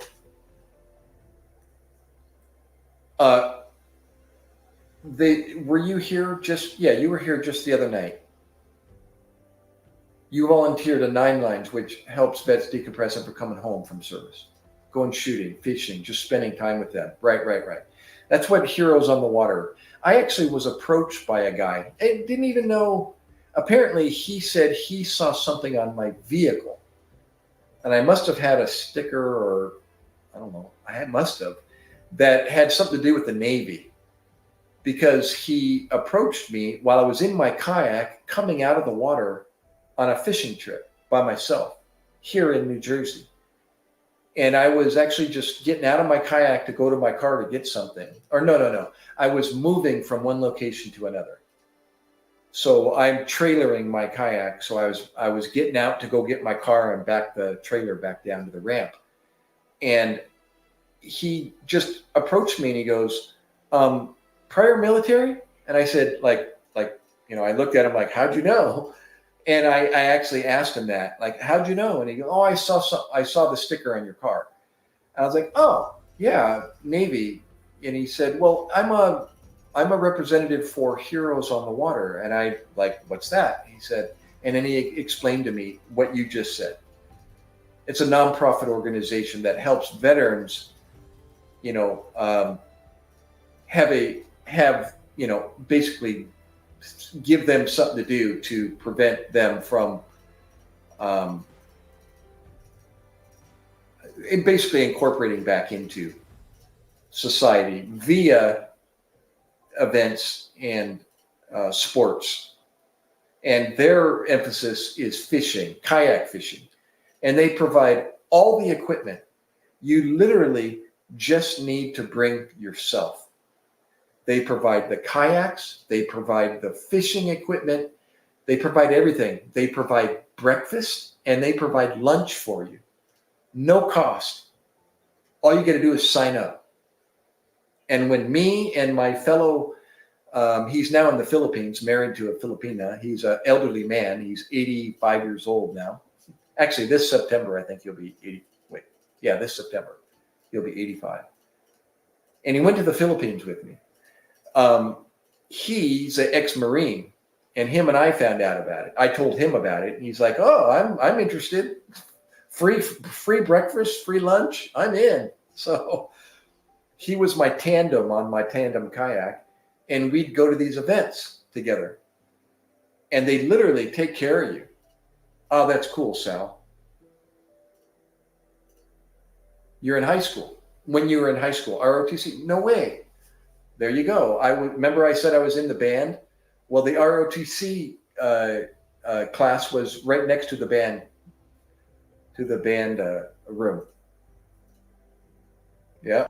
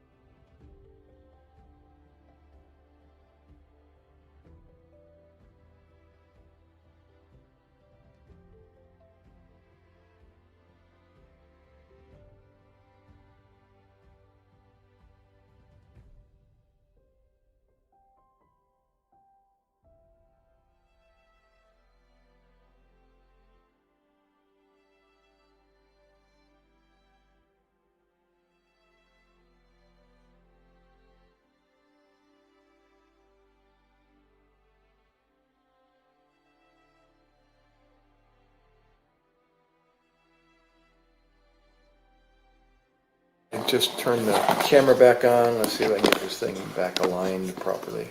I think I got it. There we go. It looks like a little bit out of focus now. Oh, wait. I got it manually focused again. I got to focus on my neck or something.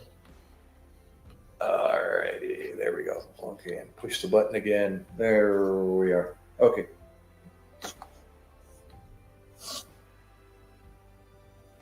You're free to go. Didn't tell me why I got pulled over. I'm sorry. I got a sticker on my bumper that says Army Ranger Special Forces cops pulled me over and approached the car very slow and said, "Sorry, bud, but didn't want to spook you. You're a badass." No way. Gosh. That's like, that too bad you didn't have your camera rolling and you couldn't have recorded that. That would have been an incredible short. Right there, that one right there. Well, on that note, and doesn't really compare, that's one of the best stories I've heard. That's awesome. That is so cool. I've been pulled over because I made a U-turn without signaling. I realized that I needed to go back, this way. And there was a pullout on the left through the center median.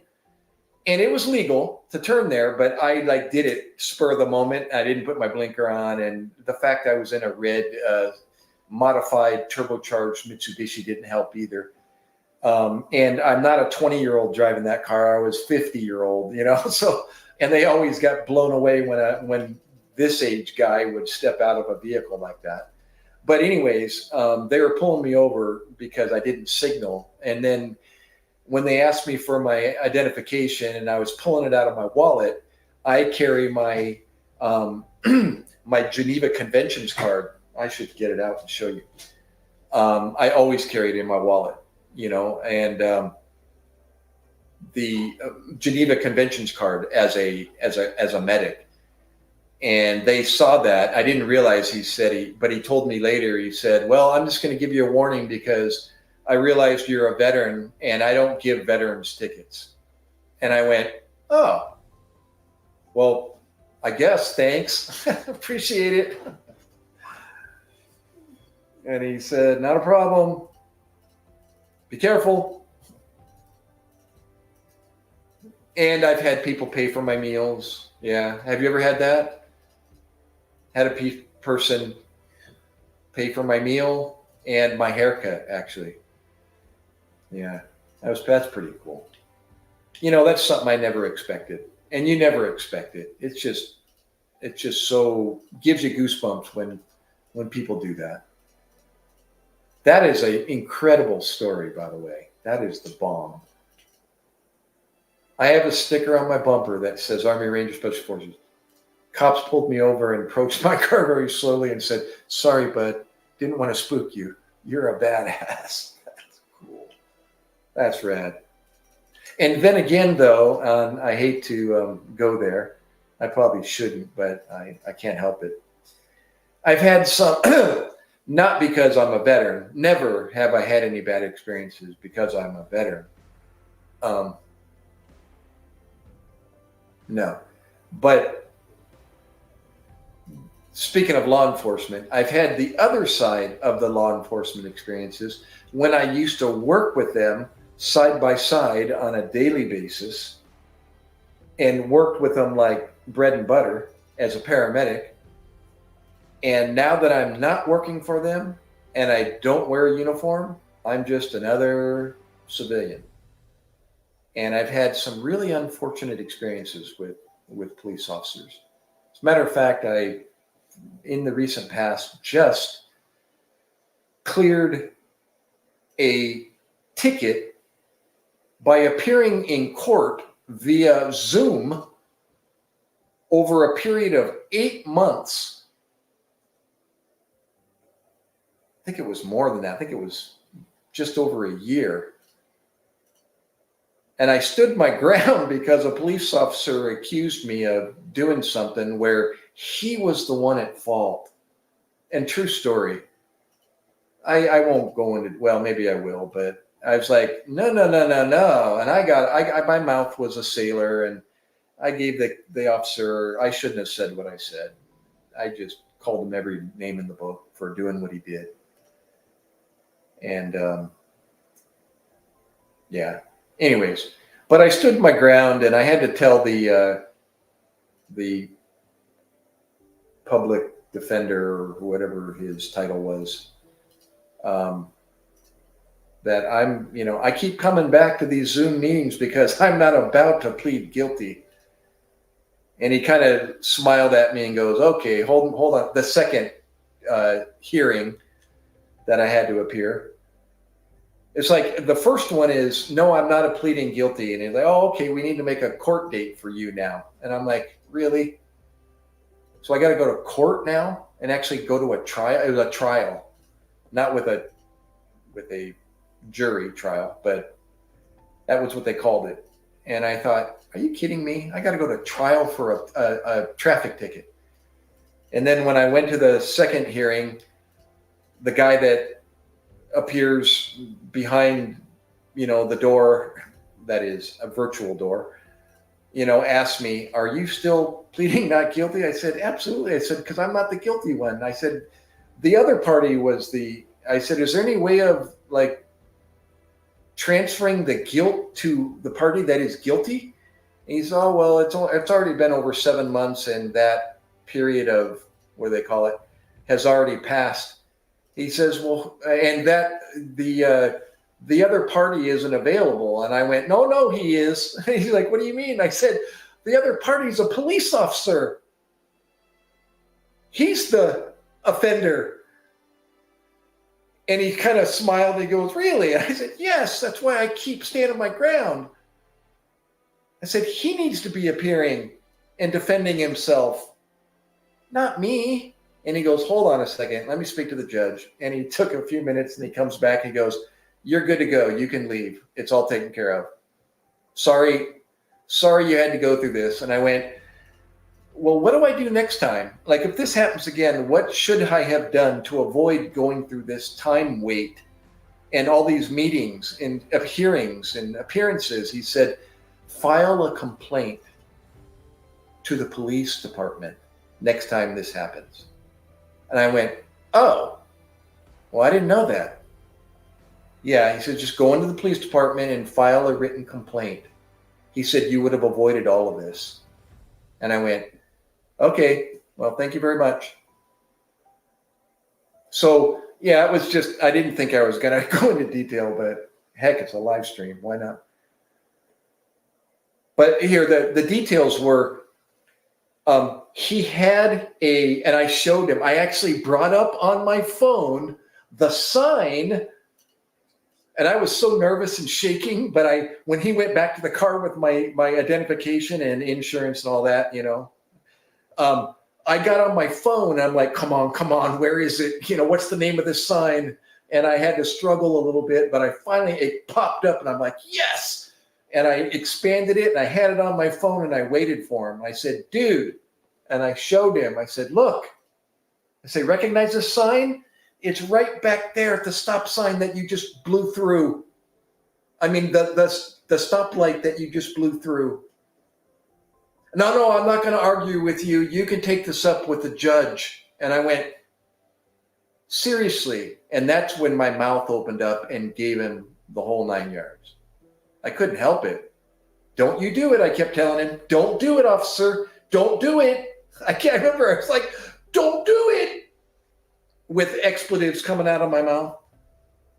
I said, you know better. Come on, admit it. You're at fault. Listen, come on, look. I kept telling him. I said, you're not the only one that's done that. I've done it myself. I said, people do that daily, what you did. It's a traffic, what do you call it? Hazard. And I've been meaning to take that up to the Department of Transportation and say, listen, something needs to be done here at this intersection. After this incident, I was like, okay, this is the straw that broke the camel's back. Something needs to be done about this intersection. because people just make the left turn and go through that yield sign. You've seen it, yield on solid green. Well, you're making a left turn across traffic, cross traffic. So you automatically yield, even if you don't have a sign. You're making a left turn across cross traffic. So you always yield. And I had a green light making a right turn.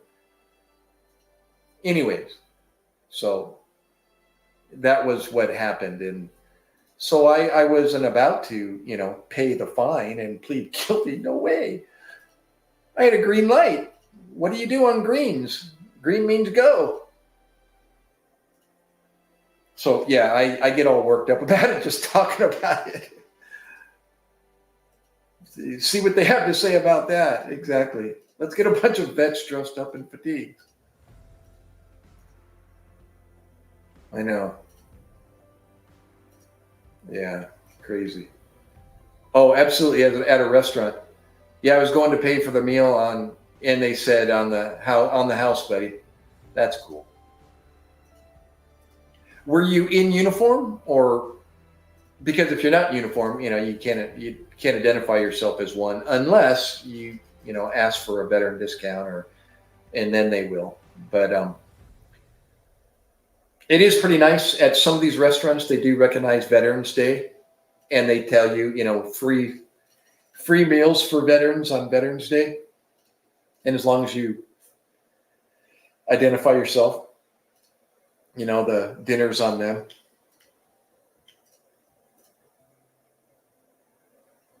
Yeah.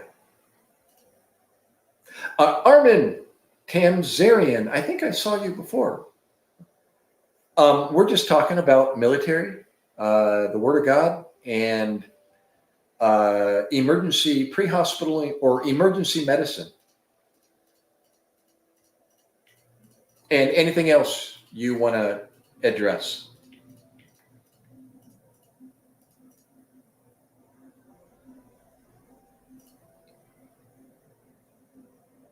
And yeah, like I said, it's not like I expect them to know, who you are, the police, that is.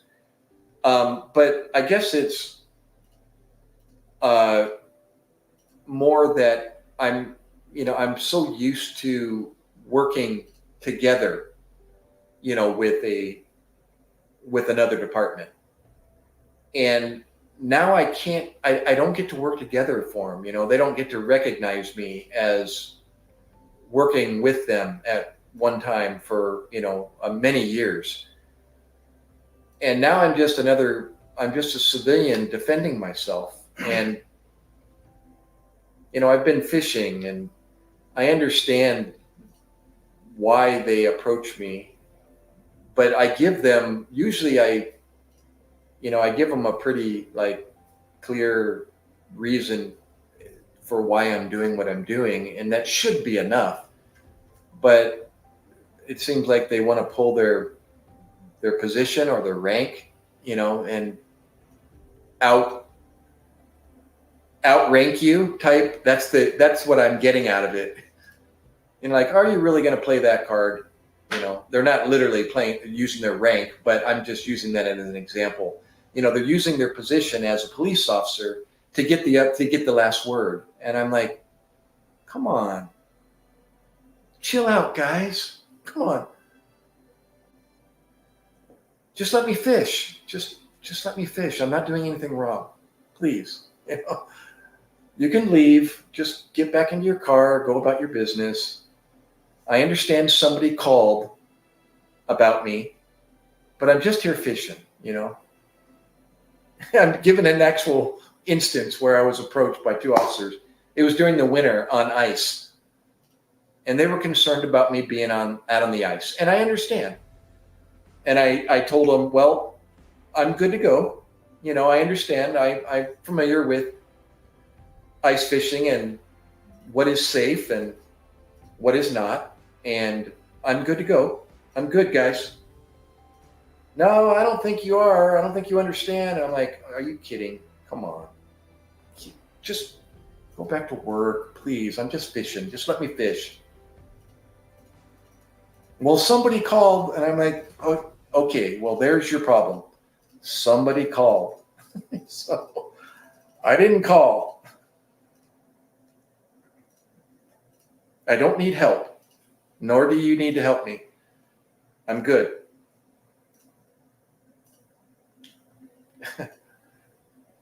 You were in uniform at the time? Because I came home from deployment that day. Didn't go home yet. Wow. Oh, that's cool. You come right from your deployment and then somebody recognizes you. I'll answer that question, Armin. Good question. Actually, I got a good speech on that, a good answer for that question.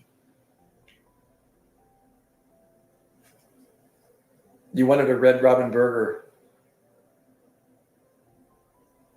And is that Presley?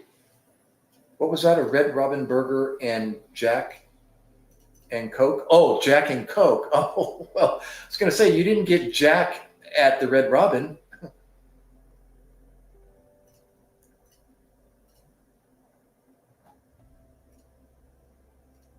Oh, wait, do they serve alcohol at Red Robin? Yeah, I guess they do.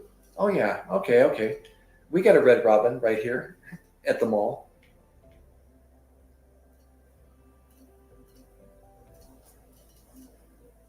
Here, to answer your question, Armin, about saving a life, that's a kind of a misconception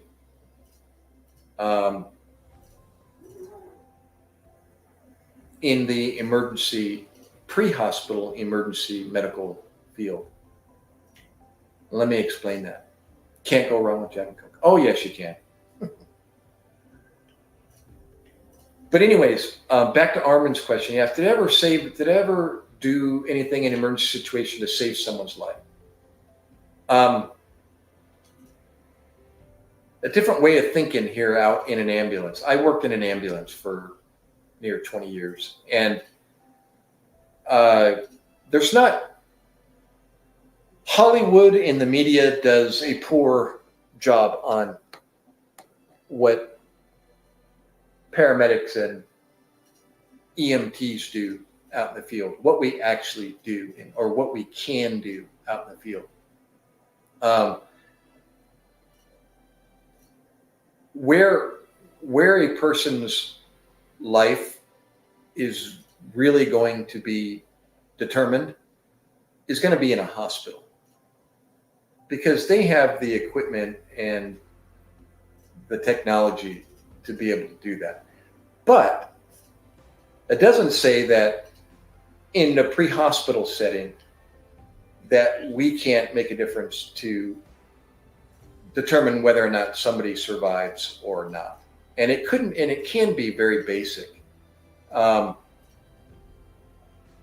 Yes, I have, Sal, and I'll talk about that too. I've talked about calls here in the recent past, and I'll share that with you as well. Sometimes somebody, for example, you might be, and this isn't, you don't experience, even I've never experienced this, but there are instances where somebody's choking in a restaurant, and you've seen or heard about these situations, whether it's on YouTube or in a movie or Hollywood or whatever, where someone start to choke and they're obviously in distress, and then somebody comes behind them and performs a Heimlich maneuver. That's a basic level life support. Okay. It doesn't take a paramedic to do that. It doesn't take a doctor to do that, or a nurse. A person, you or I, any of you guys can learn how to do a Heimlich maneuver properly and save a person's life. You see what I mean? So that could be an example of saving somebody's life. Or you could deliver a baby. And delivering a baby is not an advanced level skill. It's a basic level skill. Anybody can deliver a baby safely. Most deliveries are safe deliveries. The majority of deliveries are safe deliveries. There are instances where they have complications, and then you might need some intervention that you may not have access to in the house or, by yourself. James, welcome back, James. Thanks for coming back. Or another example is, I'm just trying to think of like a basic instance where let's just leave it at those two. So there's many instances where it just takes something really simple that's going to make a difference as to whether or not somebody's going to continue to live or not. An overdose is a good example of that. A narcotic overdose. Narcotics take away your breathing effort. And when you overdose on, it's a painkiller. It decreases pain perception and anxiety. I'm talking about morphine in particular. Okay? It's one of the greatest, strongest pain relievers in existence. They have many of them now, but morphine has been around for a long time, and they still use it to this day.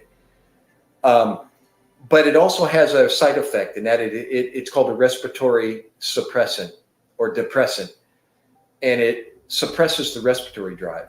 And you need to breathe in order to survive. There's 3 things a body needs to survive: water, sugar, and oxygen. Okay? Just keep that in mind. Take away one of those 3, you'll eventually die. Okay? Water, sugar, oxygen. That's your energy. Sugar, that's food. Water, food, and oxygen. Take away one of those 3 and the tissue cell death starts to occur, and eventually you're going to die from it. So back to the oxygen. So an overdose lacks, obviously, oxygen. Okay? So all you need to do is give them a drug, which police officers carry now. Actually, I think some pharmacies actually sell it over the counter. And it's Narcan. It's the antidote for a narcotic overdose. You probably heard about it. Josh, I'm slightly cutting out. Sure, Armin. Yeah, sorry if I'm fading in and out. Or no, slightly blacking out. You're talking about respiratory. Okay. I hope. Or you're talking about my microphone. Sorry. Oh, wait. I didn't read the comment before. I've been through 3 deployments, seeing firefights in depth. And let me tell you, watching a baby come out, I saw dots and was sliding down the wall, slightly blacking out. Oh, okay, I got it. That's the truth. You know what? I'm going to go off on a tangent here. I was doing my EMT time at an emergency room. That was one of the requirements in class. You got to do some ER time. And we had a new student. He was like 6'3", big, tall, thin guy, blonde.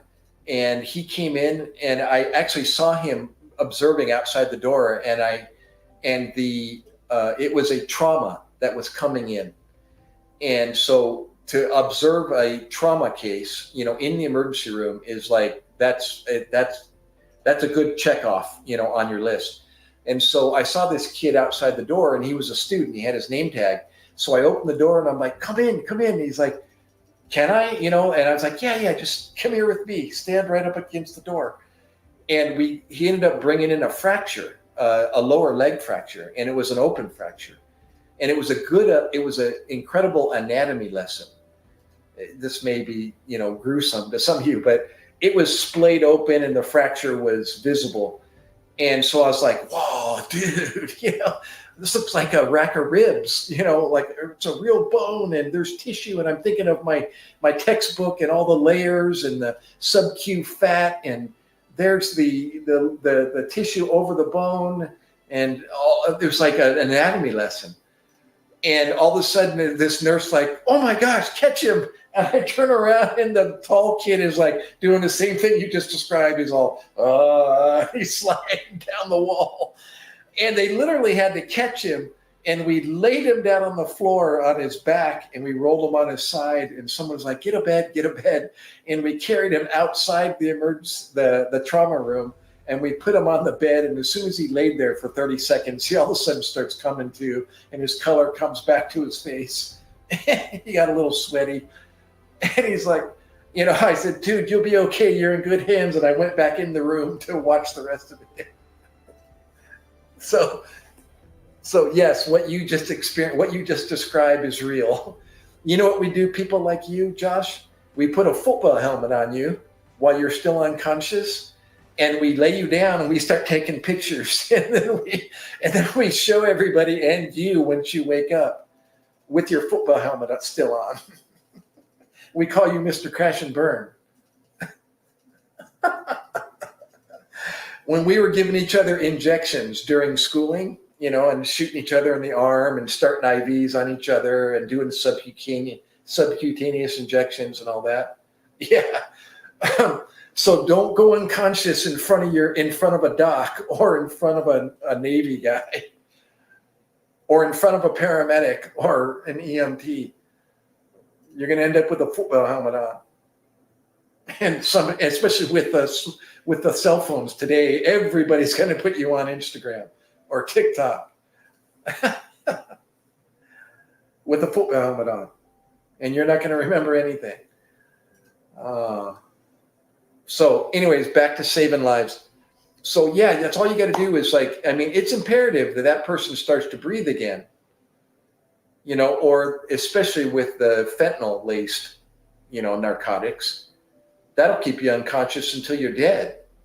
It just knocks out your respiratory drive forever, but you need the antidote, and that's what's going to keep you alive. So that is saving a life.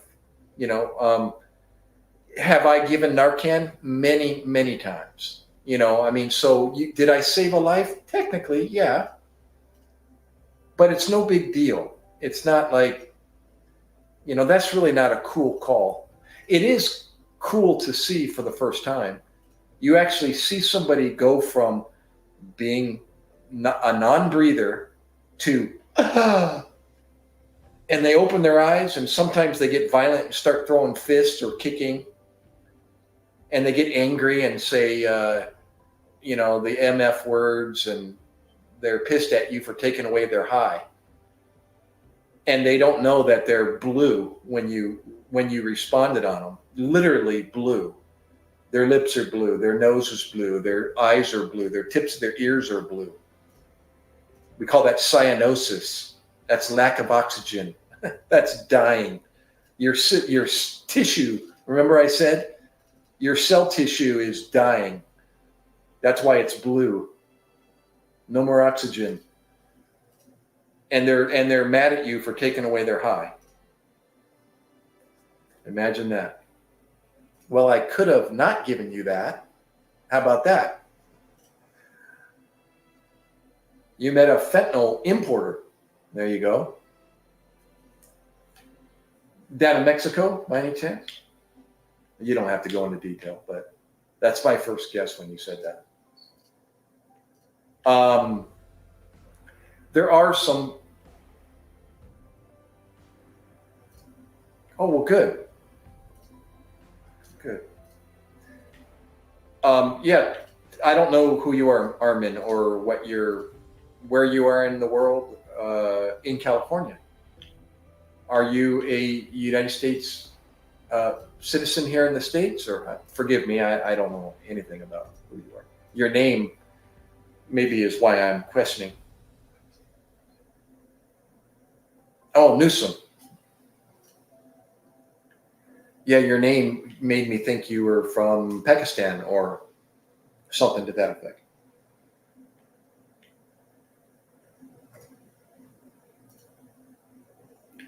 Very good, very good. And then there's other calls where, yeah, pretty cool instances where you really make a difference for somebody.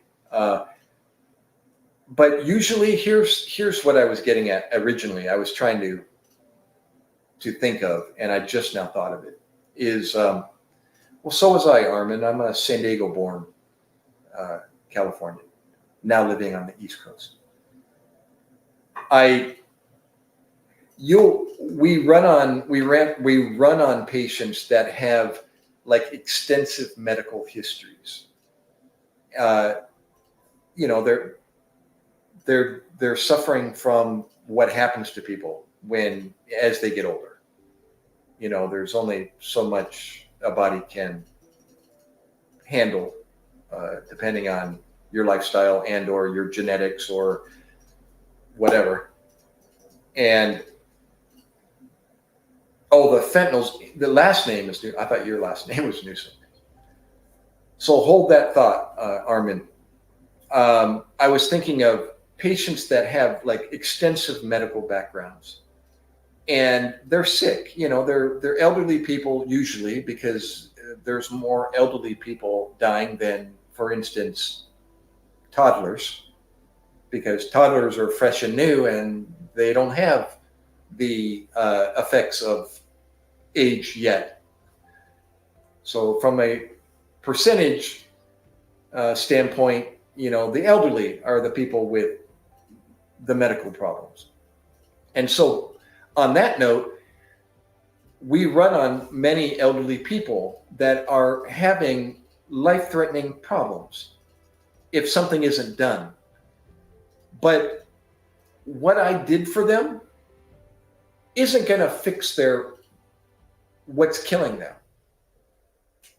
It's just going to give them another hour or so to the hospital so that their medical problem that is causing them to have these problems can be addressed, and maybe they can fix it so they can send them home and live another day or days or months or years.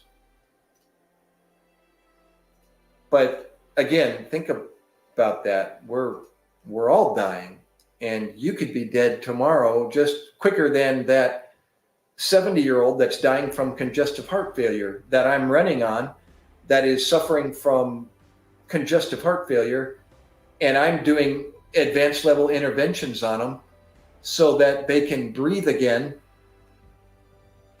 so I can get into the hospital alive and breathing with a heart rate, with a heartbeat, while you're outside your house and getting into your car and you get hit by a semi and your life is taken away in an instant. What's the difference? You know what I mean? So, wow, how this subject folds into from one to another. So what do you do? Here, I'm going to go there, guys. I can't help it, Josh. It's perfect because it all folds together after a while. So the question is, what can I do about walking outside my house and if I get hit by a semi at the street corner when I leave the house tomorrow? How can I prevent that? Or what can I do about that? Right? Because that's death, just like the lady who's suffering from congestive heart failure that's 70 years old, who's dying.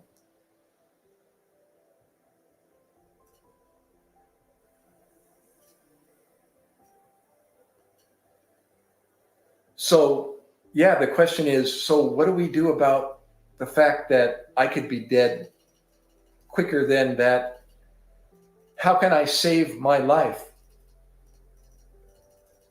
How could I save your life if you were to get hit by a semi when you walk out that door? So yeah, I'm reluctant to go there right now. Maybe I should just leave it as a question. Maybe somebody else will elaborate. Well, there you go. I'm talking about an instance where you were in an automobile accident. That's exactly what I'm referring to. Yeah, what do you do about that? How can you do something about that, Armin? before it happens next?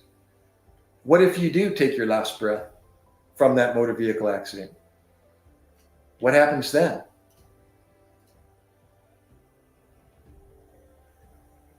Reminiscent of rapid aging, what the aches and pains and the creaks and limited range of motion you have now resembles rapid aging. Exactly.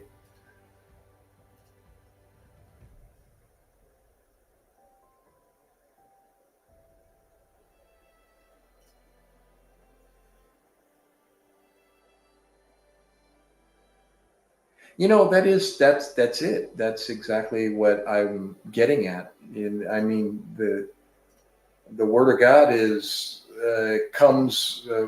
What's the word? 360. No matter what you're talking about, God, can't help it. It's all related. What is the most important question one needs to ask themselves?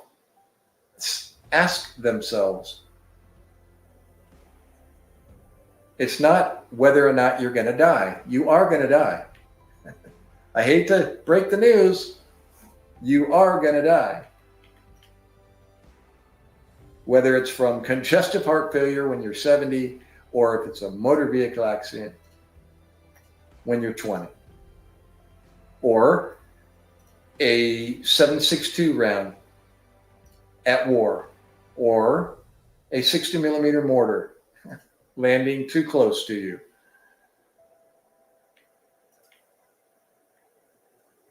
I'm telling you, I wish I would have known, Josh. I know I can't do anything about it now, but now that I know what I know, man, I know what I could have been doing with my troops over in Iraq. Man, we could have had, we could have had services. We could have had I could have had opportunities left and right with Marines before they went out on patrol. Just make sure they were good to go before they even went on their mission.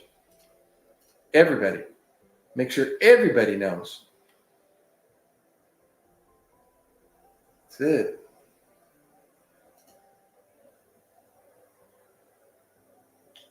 I was running 20 miles a week and swimming across Tahoe after I got hit by a car, and it was a miracle. Hoorah. Wow. You weren't a triathlete, were you? That reminds me of somebody that used to do the Tahoe swim as a triathlete in wetsuits. That sounds like what you're describing. 20 miles a week swimming across Tahoe.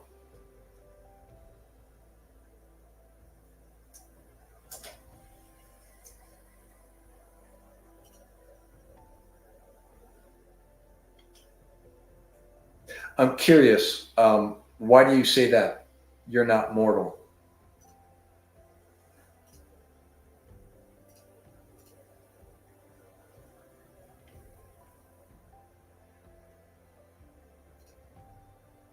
Oh, beautiful part of the world, as some of us know, Lake Tahoe.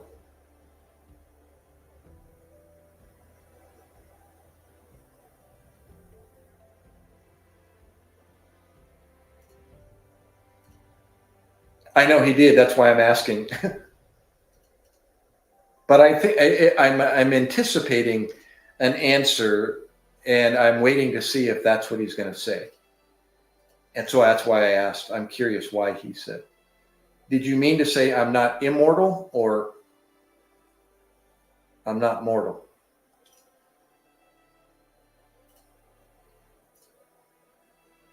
I like how you said, bro said. Bro really said I'm not mortal.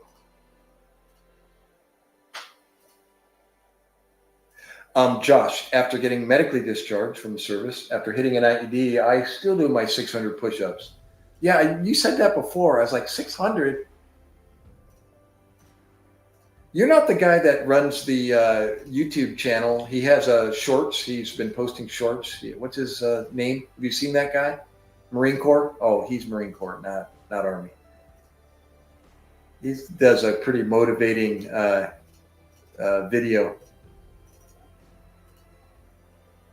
He's doing push-ups and pull-ups, and he's running while he's chanting, motivating.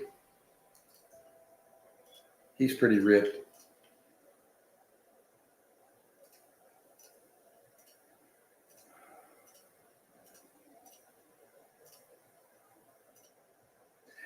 Dude, I'm slowing down so much, but I'm going to blame it on my location. And that's the only blame game I can play is I don't have what my therapy was. And that was 30 plus years of rock climbing. And I came to Jersey and it just came to a sudden halt. Yeah, I'm a warrior at heart still. Have my six pack. Oh, that's awesome, Josh. Yeah, I was in the best shape of my life until I was 53 years old. Yep. I was in actually the prime of my condition while I was in the military. And it wasn't the military that got me in shape. It was the military kept me in shape, but it was the civilian world. It was my finding in the civilian world that, my rock climbing, lean and mean, you have to be. I mean, you just don't see any overweight rock climbers because it doesn't work. Not for very long, it doesn't.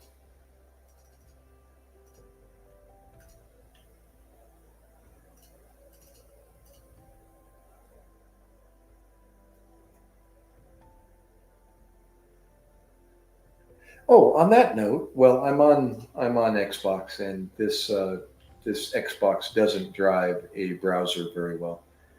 I like to recommend something to combat oxidative stress. Chlorella. What is chlorella?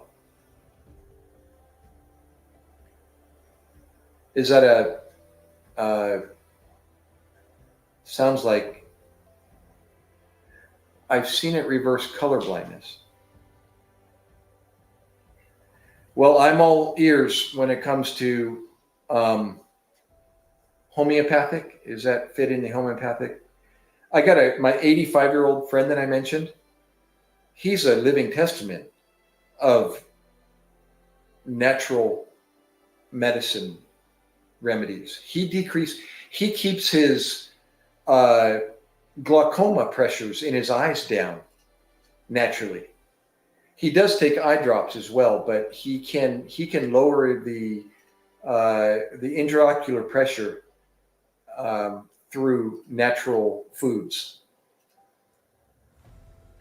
And he's got living testaments from his doctors, that are impressed. They're asking him, "What'd you do?" And he tells them. They're like, "Well, keep it up, whatever you're doing."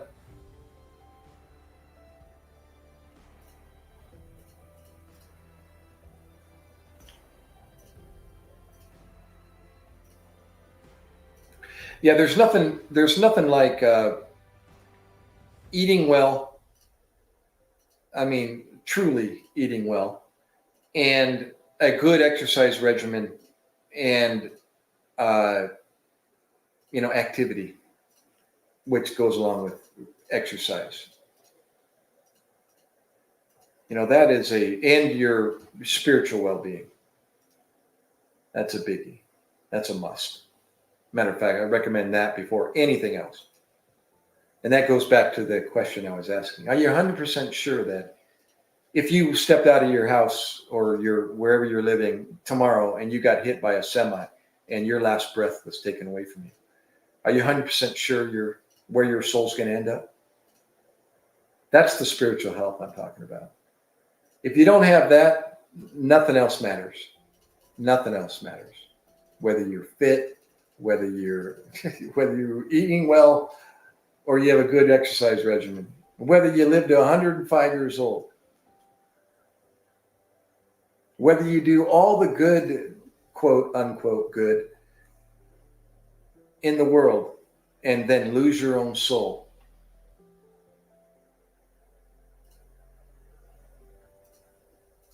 Parasites, wormwood, black walnut, clove tincture. What sounds like you and my best friend would get along really well. He just to brag on him because I'm impressed. I mean, his name's Lincoln, and he's 85 years old. He went to the Philippines with me at 79. He had his 80th birthday in Cebu with us, and we bought him a birthday cake and did the whole happy birthday thing before we came back home to JFK Airport. But that whole 3 weeks, I encouraged him. I actually was his quote bodyguard unquote. Him and another guy that I was with. Basically, we just looked after him, made sure he was safe and good to go. Because we've been there before and he hadn't. So, I'll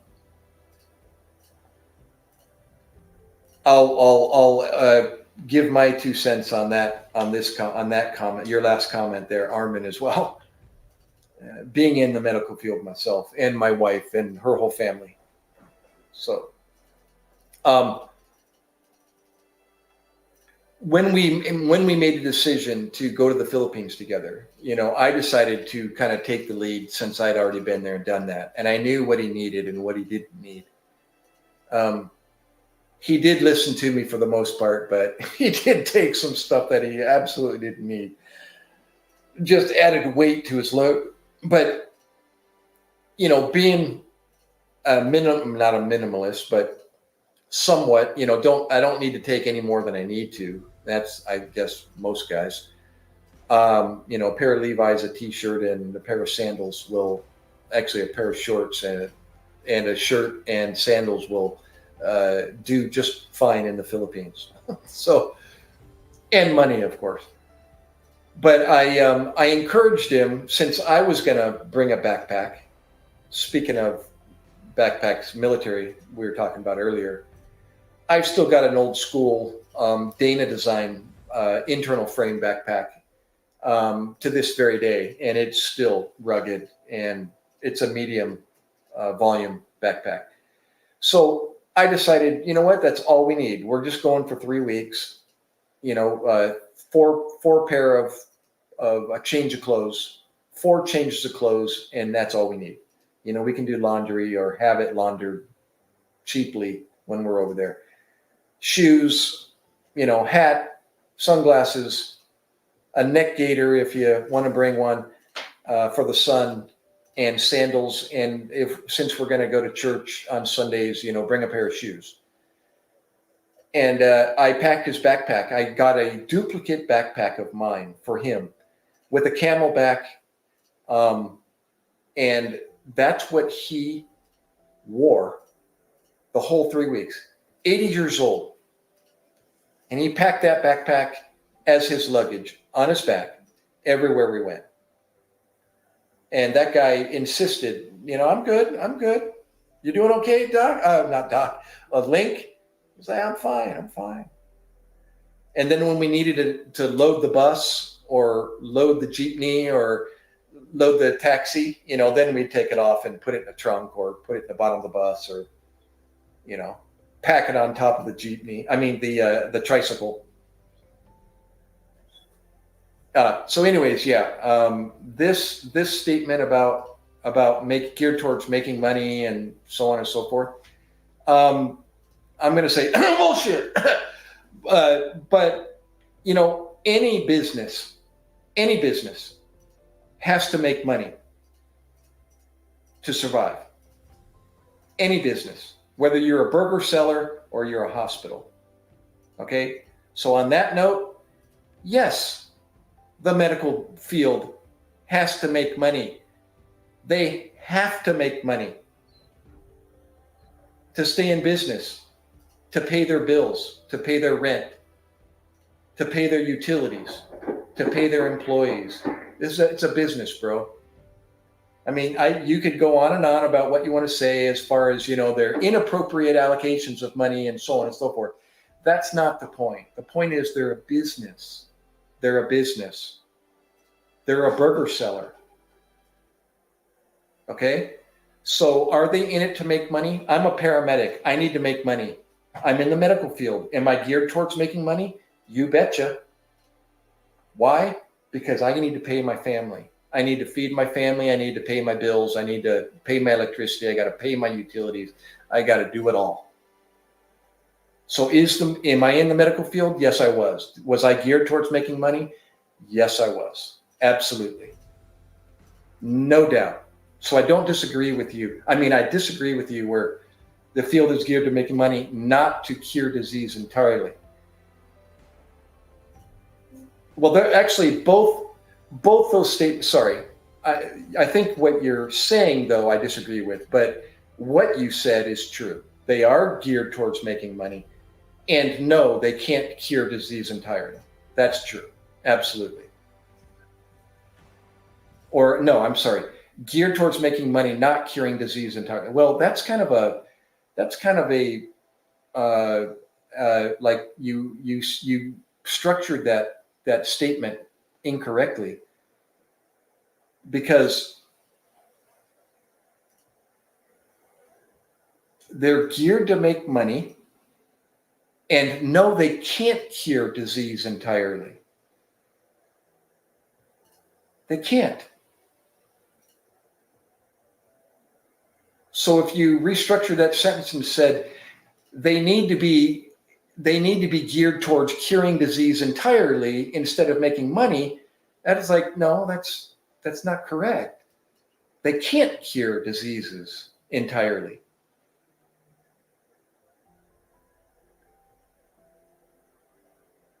They can't. The medical field will never cure disease entirely. That goes back to my question. Are you 100% sure that if you died tomorrow and took your last breath, where your soul's going to end up? Because there is a cure for what's killing you and what's eventually going to cure you and me. There is a remedy for that. There is a cure, a 100% cure for your ultimate death. But as far as curing disease entirely, nobody's going to be able to come up with that. Nobody here on this earth is ever going to cure a disease entirely.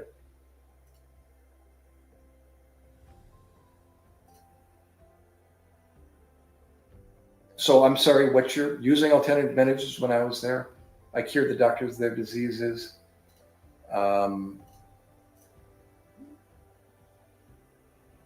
Yes, I have. Anyone? Absolutely. Without medical intervention? Yes. I'm sorry, so what's this saying? So when people come to shoot me to find out, what do you mean there?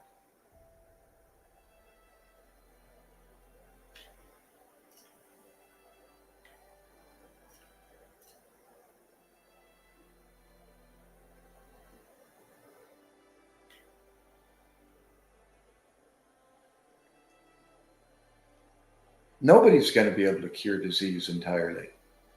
You're going to die one day, right? What are you going to do about that? How is any doctor going to prevent that?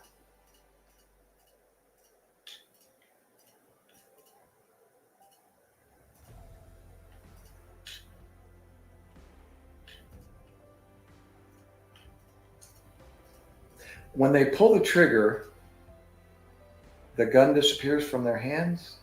No, I don't understand. What are you asking? Maybe you're misunderstanding what I'm getting at.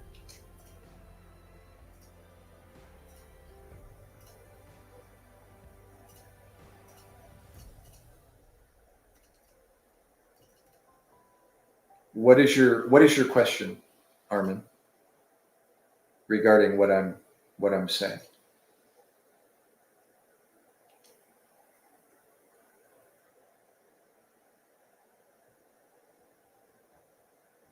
Can they do it to me? And I feel the bullet going into my body but there's no wound. I don't know either, Josh. Sorry. And I'm not laughing at you, Armin. I'm just laughing because I can't figure out. I'm trying. Sal, do you understand what he's saying? What was it that I said that bro is in their own fantasy? Who are you talking about? Me or Armin?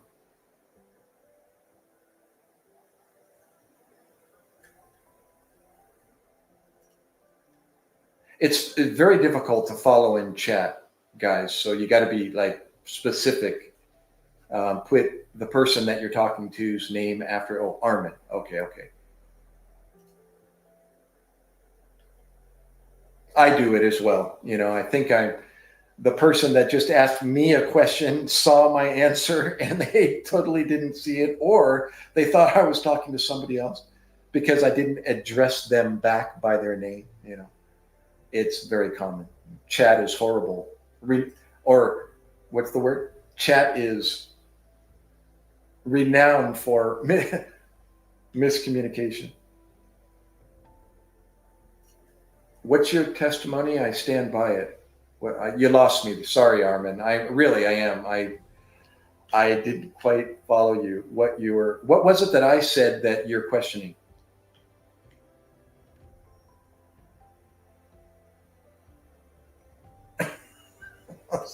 Sal, stop it. You're making me laugh.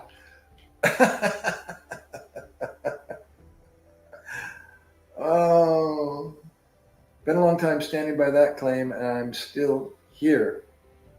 What claim are you talking about, brother? What claim? I'm scrolling back. I'm like, wait, you lost me. First, you asked, wait. I unfortunately, what I was saying is written down, so I can't follow myself. But I know what I was saying, and I know where I was going with my questioning. But Armin, you kind of went off on a tangent, according to me, and I really got lost. You recommended chlorella, beat back cancer using herbal medicine against parasites. Okay, you have to understand the medical field's geared. And then I commented about the medical field. Yes, they're geared toward making money. They have to be, and not curing disease entirely. And I reread that and I realized, oh, well, yes, the medical field is geared towards making money. And no, they can't cure disease entirely. And then you said,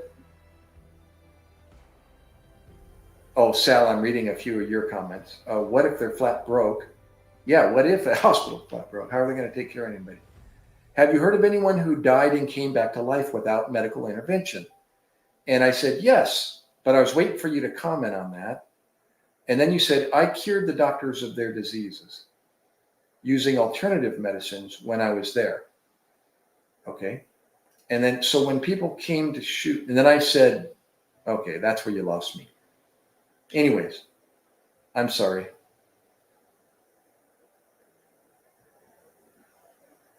If you can reel me back in, maybe we can get back on track.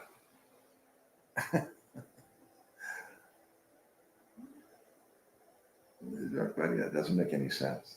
I'm the wrong person who's making a comparison to other people. If you were to shoot me in the back to death tomorrow, the gun would disappear from your hand and I would feel the pain of being shot without dying. Is that a question or is that a statement? Because a lot of people leave out question marks. And I'm thinking you're using that to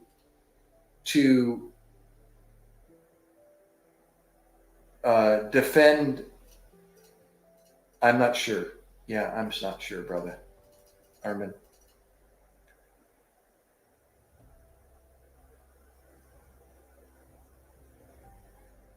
Is that a statement that if that were to happen to you, that you wouldn't die? You're living this reality. Have you ever been shot in the back? I'm going to rephrase what you said. Have you ever been, many people have tried many times. I live it every day. Oh, were you shot in the back, Armin, and the gun disappeared from the person's hand, and you felt the pain, but you didn't die or had a wound? I'm asking you that question.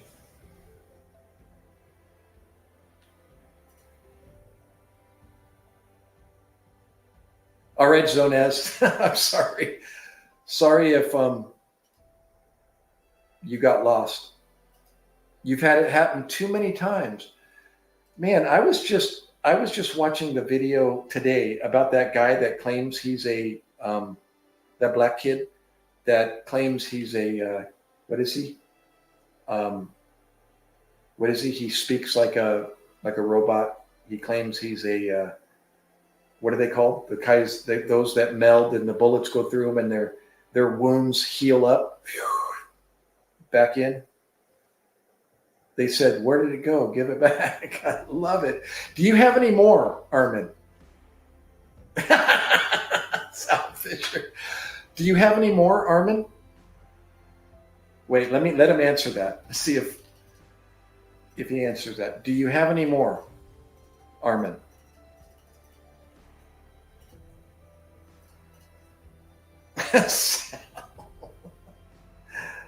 Zonaz, stay. Comment with us. Come on, you know English. You know you do. Don't be afraid. Armin, no cure disease and come back to life. Does that remind you of anyone?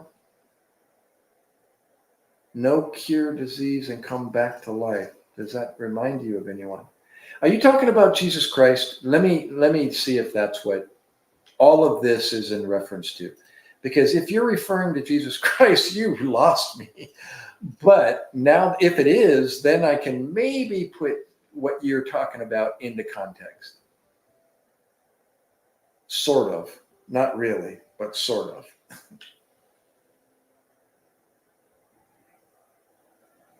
Yes, that's Jesus Christ. You're describing Christ when you say that he cured diseases and came back to life. Oh, so Jesus was real, but I'm not him. Correct. And, or as in the Philippines, they say, tapos, and then, whoa, I'm screaming out for medic, I need meds. I swear my brain is going to crash. It's okay. I think I'm coming back, Sal. He's reeling me in a little bit. I'm not being facetious, Sal. Armin. I think he's on the Jesus Christ page, but you're not him. That's correct. Are you a saved Christian? Is that what you're referring to?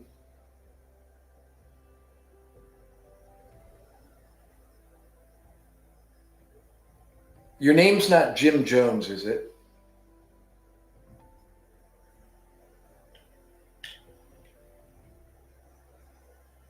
I'm going to give you a lead to find out. So now this is like, I'm not the host anymore. Armin, you should come up on stage. Do you want to come up on stage? Seriously, I can give you a link and you can click on it and you can come up here and you can co-host for a short bit. Oh, what happened? Did my camera die? Why is my camera? Oh, wow, this is bizarre. Hold on a second. Why did my camera? Yeah, I saw that, Josh.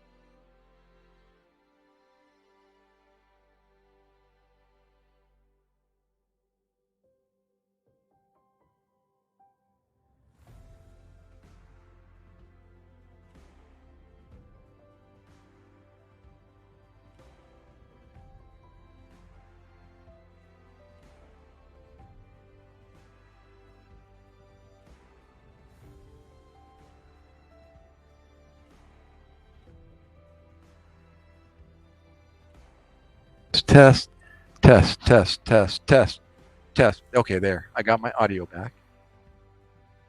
Okay. Touching the Afterlife YouTube channel. Ask her. They shot me in the back. Are you a bot? Sal, you're actually a comedian, aren't you? You're a comedian in disguise, Sal. I thought I was saying earlier that I thought maybe he was a what is that character in in uh, Arnold Schwarzenegger's series where they shoot that guy that made of lead and his wounds fill back in. What do they call those guys? Um, Keep it civil. Kenny from South Park. Oh my god.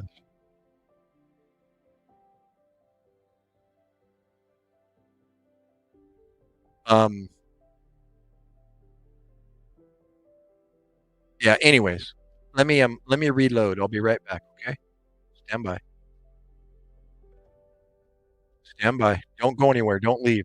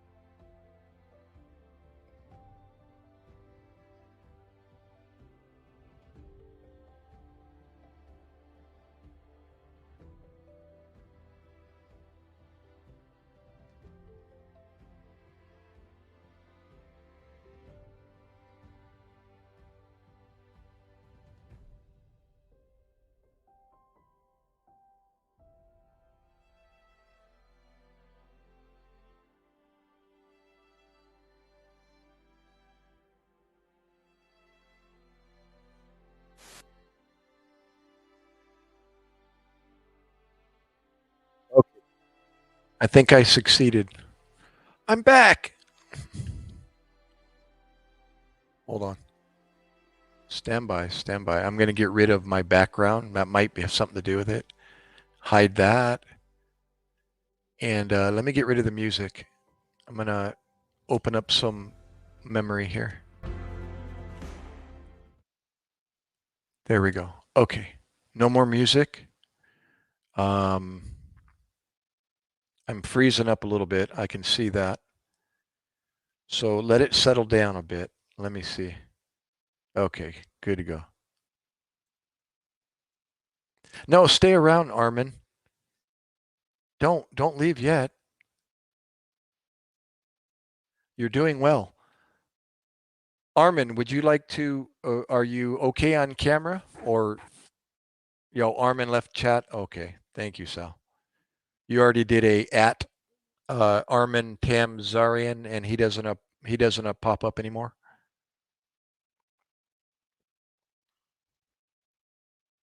Well, that was bizarre. That's a first I've ever had of Armin.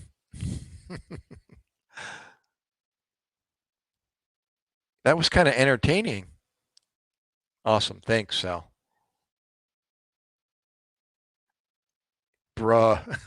you you know, the further along we got, Sal, you got really entertaining to listen and to read your comments. Yeah, it started out when he said, "I'm not mortal," and you said, "Bruh just said he's not mortal," or did Bruh say he's not mortal, or something like that? Okay, okay, that's funny. But hey, exactly. I was like curious. It's like, wait a minute. So let's elaborate on this a little bit. I want to know, what are you getting at? Wait, is Armin were you watching more? Oh no. Is Armin a close friend of Hammer? Oh, oh my goodness. Kind of took a turn into left field, but I like a good mental challenge. Well, he was definitely got me spinning. I was like, wait a minute. It's when his comments, and sorry, Armin, if you're still listening, it's when your comments started to not jive with my comments. And I was like, wait a minute, how does that fit what I just said? And so I'm like frantically scrolling back, going, okay, maybe I missed something. I'm like, nope, I didn't miss anything. So he must be responding to what I'm saying, I think. And then Sal started making me laugh. Bruh just said he's not mortal. And I don't know why that like struck me as funny. The way you said it. uh, oh yeah, yeah. He said he was. Did he say he was drunk? No, he didn't. That's right. You said you were. That's right. Oh no, that was you, Josh. You said, "Are you drunk or something?" Terminator, yeah, but not Terminator. Who was? What are the guys called that that morph themselves back together? What were they called again?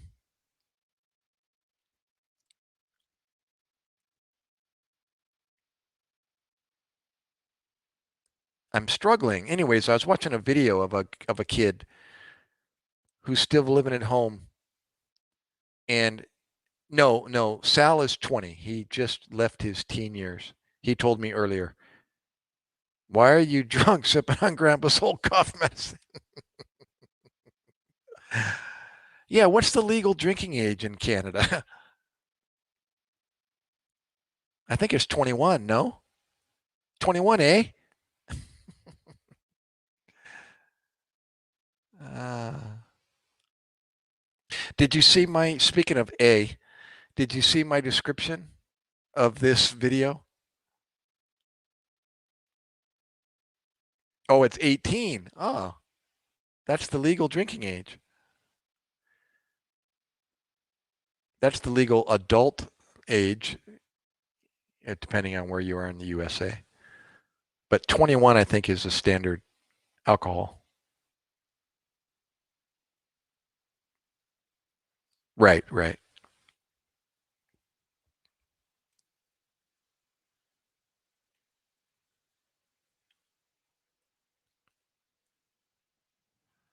A good mental challenge.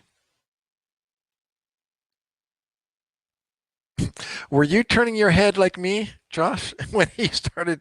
I'm like, huh? What?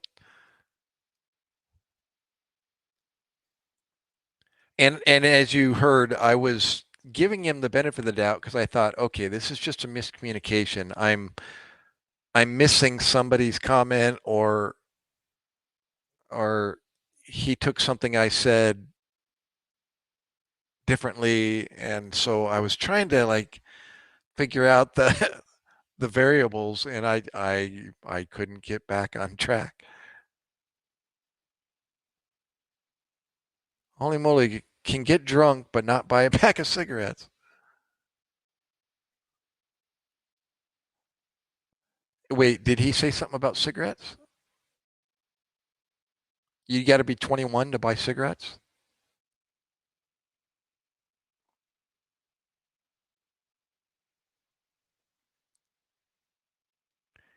Yeah, what age do you have to be to buy cigarettes in Canada?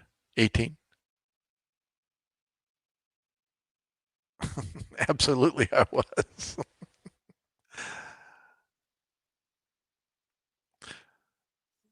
You don't do cigs. But how old do you have to be to buy cigarettes in Canada or in where you are? You never said Saskatchewan, Manitoba.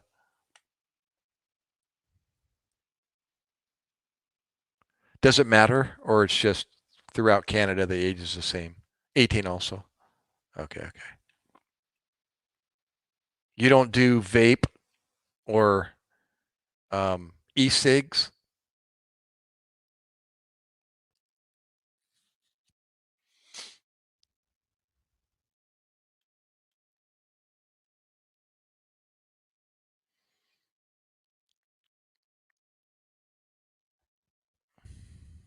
It's kind of quiet without that music, huh?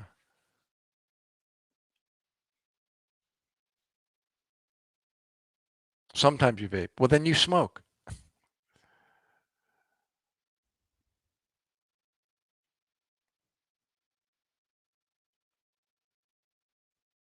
You know, I mentioned before, I smoked over in Iraq, but I don't smoke. It gave me something to do. I had to try it. I mean, like I haven't before, but it was just, okay, I haven't done that yet. Let's smoke.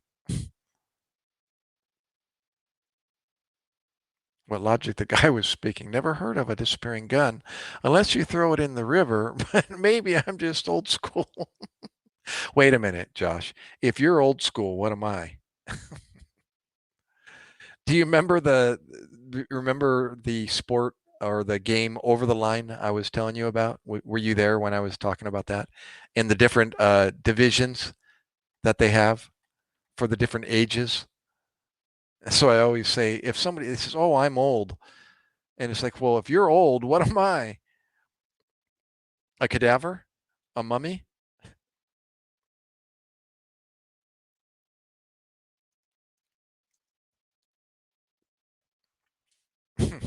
Yeah, well, that was you.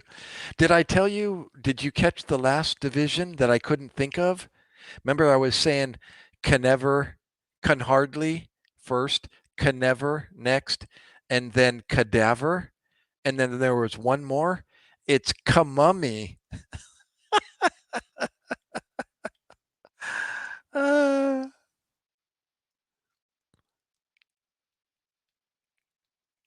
canard, canardly, can never, cadaver, and kamummy. That's awesome. You're wrapped in wrappings, and you look like a mummy. Okay, I'm struggling a bit here because I'm old school. What is NGL? That's an abbreviation. You used it before. I thought I got it, but now I'm not following it. I like vapes better. What's NGL?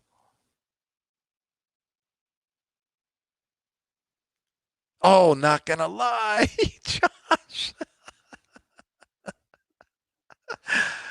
Oh, that's good. And you're not old school, or you're old school, you said. And if you're old school, what am I? Not gonna lie. LOL. Okay, this goes way back.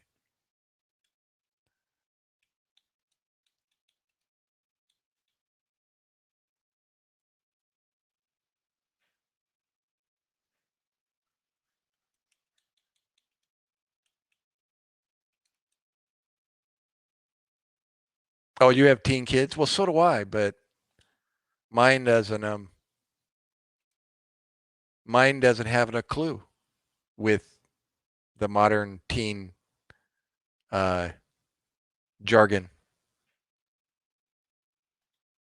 Not exposed to that. So if you're not exposed to it, how do you know? As a matter of fact, that the one that just you saw in the background is kind of appearing and disappearing. He's going to bed.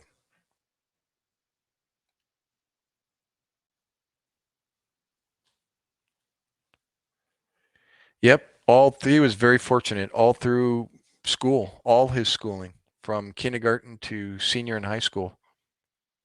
Wasn't exposed to, well, I shouldn't say wasn't, but okay. Very little. If he was, it was, His graduating class was five kids. Yeah, compared to my graduating class, it's like 500 and something.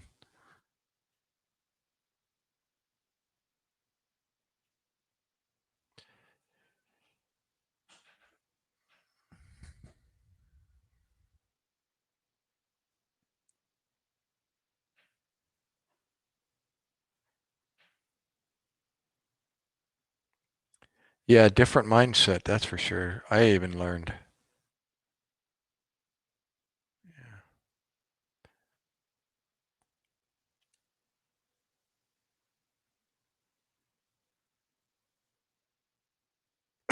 Oh no. I was drinking coffee the other morning. Kids were watching some rappers on TV and the batteries died in the remote. So yeah, I learned some new words to say the least. Oh my goodness.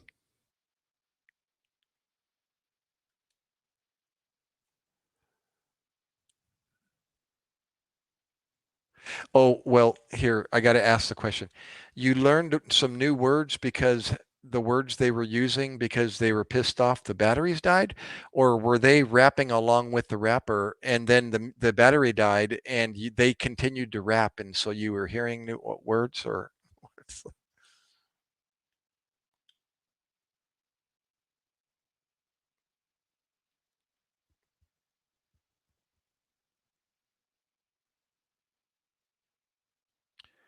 or the words they were using with each other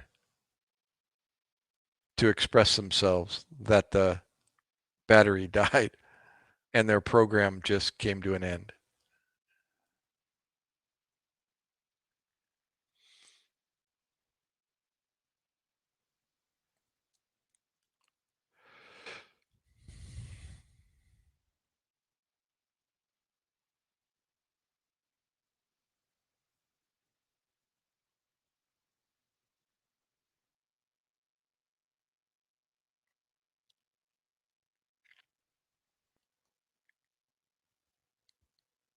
How many children do you have, Josh?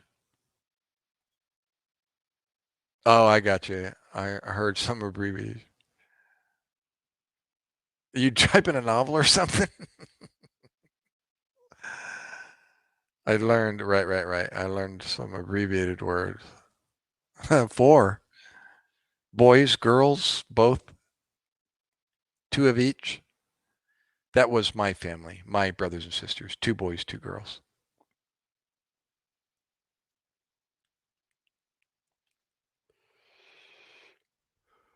Oh my goodness. Now I'm getting the munchies. Now I got to think of something.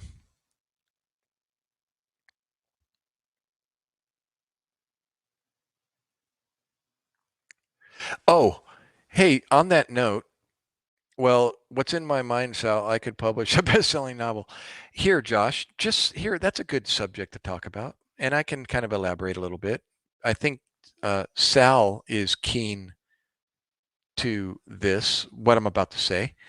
And if not, maybe he'll learn something also. But anyhow, I made mention of, yeah, you remember this, Josh. Remember the deaf girl that I dated? I told that story about that, that wild, oh my gosh, wild encounter with the deaf family. Well, she taught me how to type, how to text, how to chat, because maybe I mentioned this already. Because that's what the deaf community does. They chat with each other. They've been chatting with each other long before Facebook and long before Yahoo and Messenger and yeah, long before. TTY has been, that's antiquated now. But the TTY machine with the phone where you put the receiver up against the machine and then that voice goes to the operator and then the operator is actually texting what the hearing person is saying so that the non-hearing person can see what the person is saying. And so, they've been chatting with each other they were like the innovators, I think, of chat. And I got plugged into that through chat rooms, back in 96, 97. And I told you she could type like 300 words per minute with 2 fingers. I watched her in the hotel room, and it was like a blur.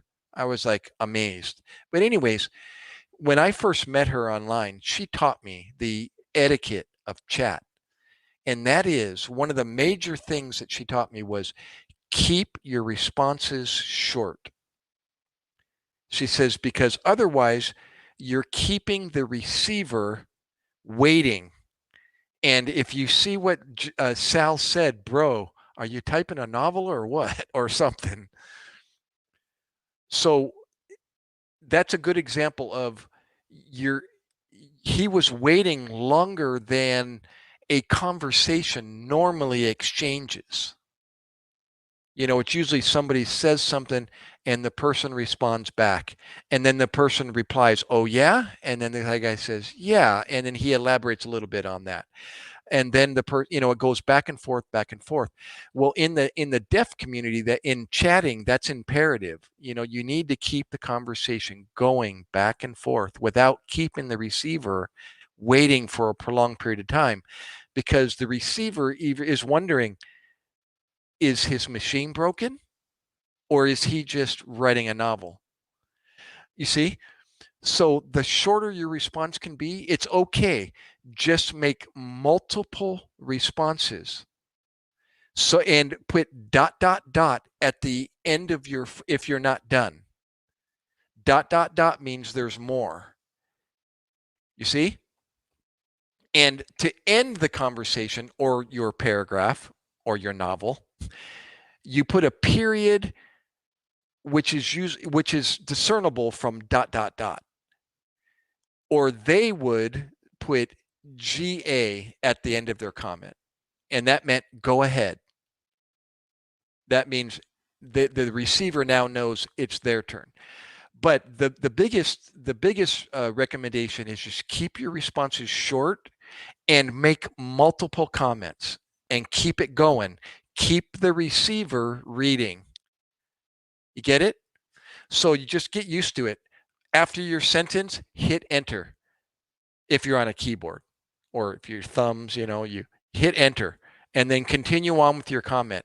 And after your next sentence, hit enter and keep going and put ... after your sentence. Anyways, I learned that through dating a lady that was deaf.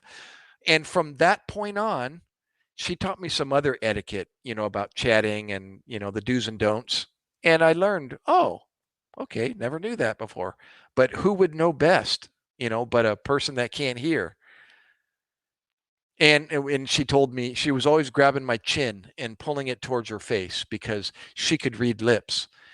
And this is some off on a different subject, but I think I mentioned that as well. When you're talking to a deaf person, be sure and face them, because a lot of them can read lips.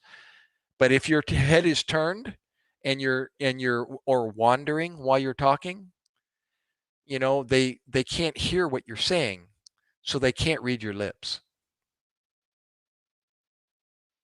Yeah, I think you mentioned before about your vision. Yeah. Don't you have glasses? Put on glasses?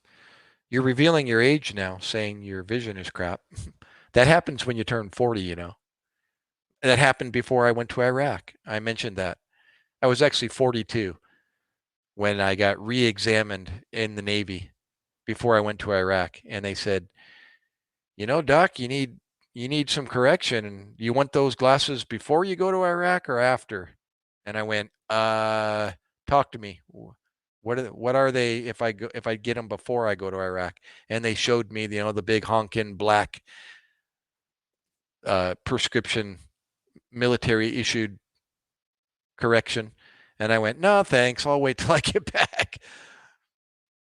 Then I got to fit everything over goggles, over reading glasses. And I thought, no, I'll be good to go. And I struggled a bit, but I was okay. Do you really, or is that just a joke? I'm sorry, Sal. I have to almost smile when you say that.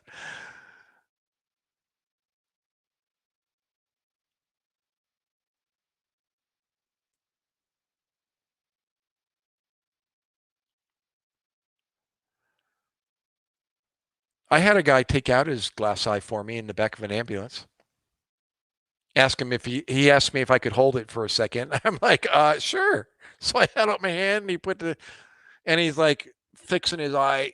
He's like, he had something he had to kind of take care of. And he's like, okay, I'm good. And he grabs it back and pushes it back in. I was like, well, that was kind of cool.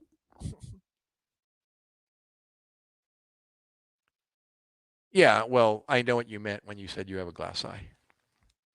Seriously, at 20, can I ask what happened or talk to me? That's medical. That's the other thing. Being in the medical field, when people say things like that, I'm like, whoa, talk to me. Tell me about it. What do you do? And I don't have any problem with that because I want to know. It's educational. The eyeball and the heart are incredible. I mean, the whole body is incredible, but the eyeball and the heart were like really candy for me through school. It's like really intriguing. Really? So you didn't have an eye or one of your eyeballs went bad since when you were born? Did they have to remove it or you didn't have one? You weren't born with the prosthetic. I know that. You didn't have an eye. That's bizarre. I haven't heard that before, which doesn't surprise me. It just goes to show you we're broken people. There, that's a good example.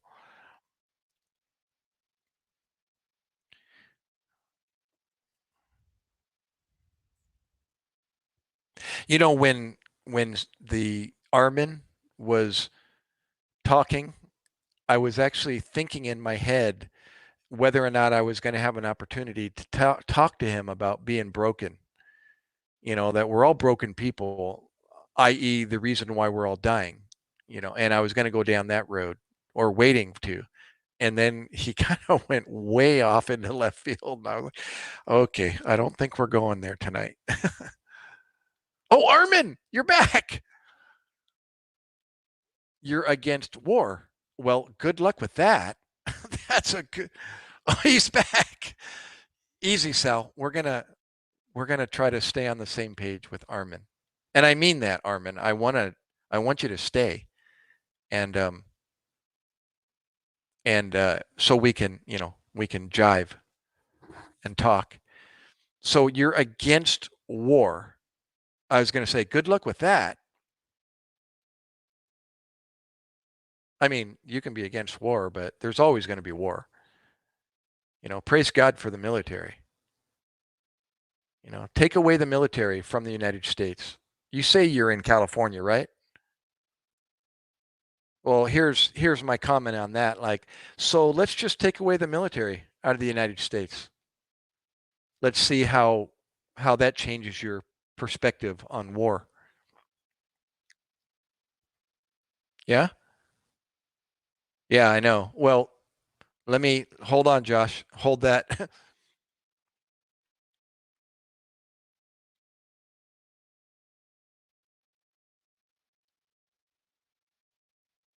Sal, easy, brah. You're 34. Okay. You're my kid's age. So, like I said, you can be against war. I mean, everybody has an opinion, but it's really not based on reality. Because, again, you know, let's take away our military. Seriously. Let's just not have a military in the United States. What do you think is going to happen? Honestly. I never thought of this question before, but I know now why we have a military. We've had a military since the beginning of creation. Military is good, okay? In what way? What do you mean military is good? To do, why are they good?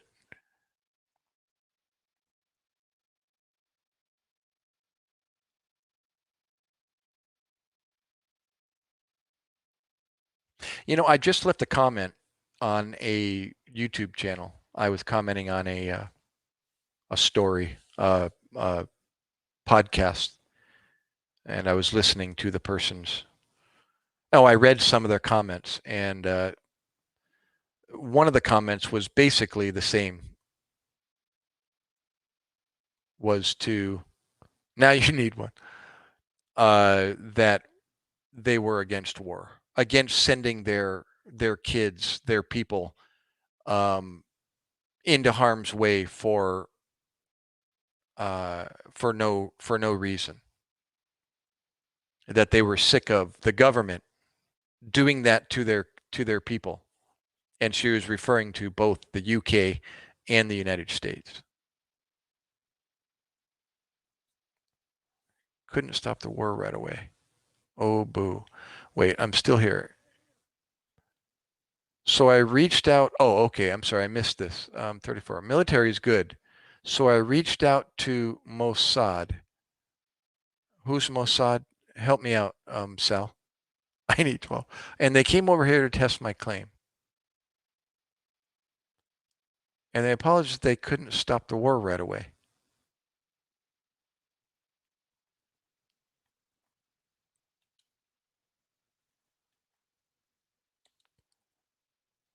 Okay. I had to do that. I wasn't ready to go down that road. Wait. Can I reverse that? No, I can't. Oh, yes, I can. I got to go to that was a hold on, Armin. Hold on. I'm sorry, bro. Let me take that back. Hold on. I'll be right back. If I disappear, don't leave. I'm going to reverse that. Hold on, Armin. Hold on. Don't go anywhere. If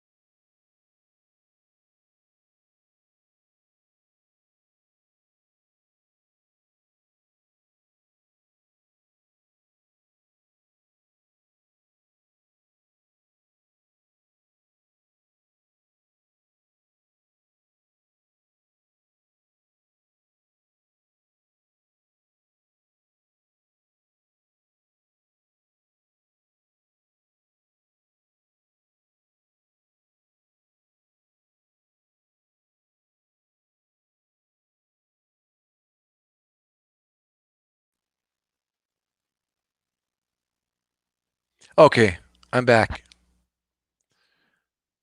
Armin, Armin, if you're still out there, bro, come on back in. I deleted uh the wrong delete. I just put you back in. So come on back if you're still there. Oh, he's here. Well,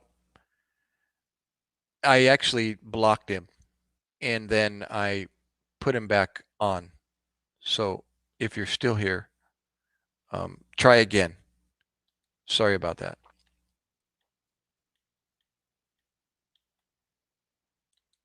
Mom back, as they say. Mom back. Mom back. Here, adjust volume. We don't need to automatically do that. I always set that up a little bit. There we go. We're good to go. Okay. Okay. Where are you, Armin? Say something so I can see your comment. There we go. Nope, no questions. Um, what was it? Oh, you were saying Israel's CIA. Okay. Yeah, we were back on uh, you're against war.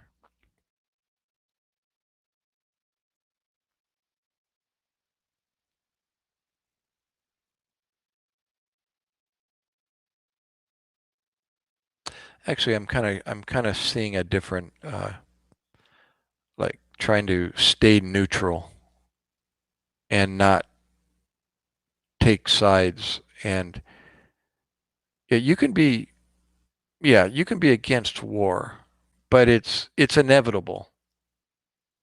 And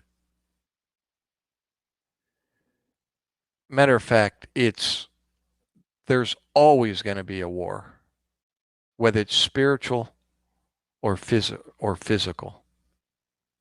And if it isn't physical, you got one spiritual going on.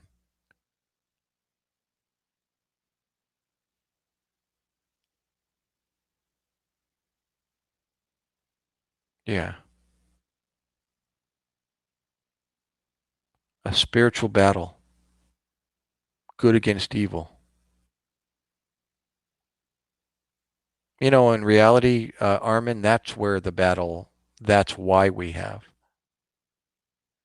disagreements, because it's a spiritual battle.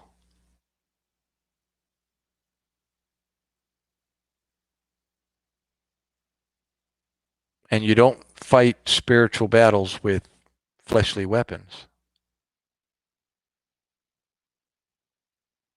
Kind of hard to hear when I almost died fighting for the glory of this here country. Yeah. Well, I think what he's saying, Josh, and I'm trying not to be um I'm trying to hear what he's saying. He's not against the armed forces, but I I'm I'm trying to say he's there's there's gonna there's always a need for a war because there's always going to be bad guys. And unless they're kept in check, then we're back to, for example, taking away the militaries from the United States. And these bad guys now hear that or see that. What's going to happen to this nation? You see? So we are a nation because of our military that fights wars or fights back against the bad guys. And that's supporting what you're saying, Josh, and who we are and what we did.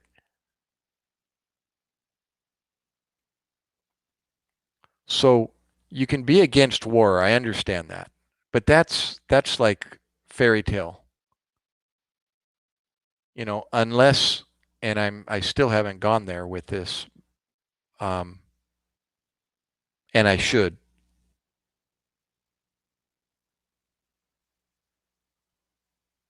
That's correct. Right.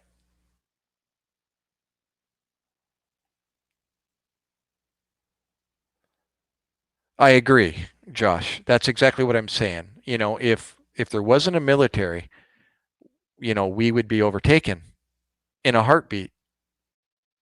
China would love to have the resource. Oh my gosh, do you know how many countries would love to have the resources that the United States has? Or just the whole land. People are weird thinkers, man. USA don't think like China or Russia or many other countries. North Korea or man, they're wackos, man.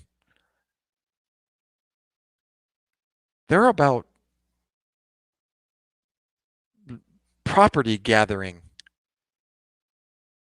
resources, land, making I don't know. I don't really understand that way of thinking. because the USA isn't out there doing it. We're not going around trying to gather China's property or Mexico's property or Canada's property or anybody's property. Why do we need to do that? What the heck? But yet, if they took away the military from the United States, we'd be overrun. People would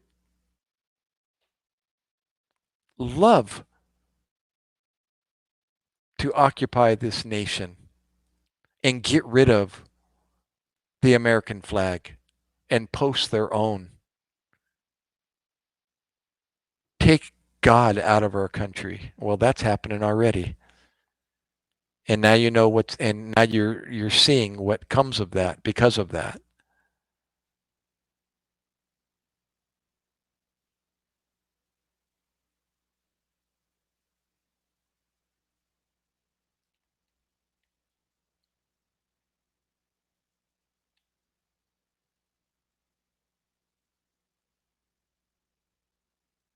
That's okay, Armin. Whatever you want to comment on is okay as long as you keep it clean.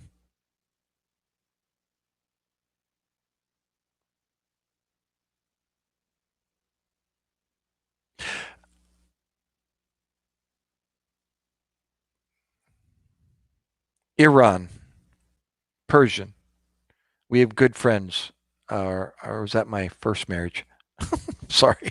Yeah, we were good friends with a Persian that married a American girl, and we used to go over to their house and have gourmet sabzi. You're familiar with gourmet sabzi, Armin?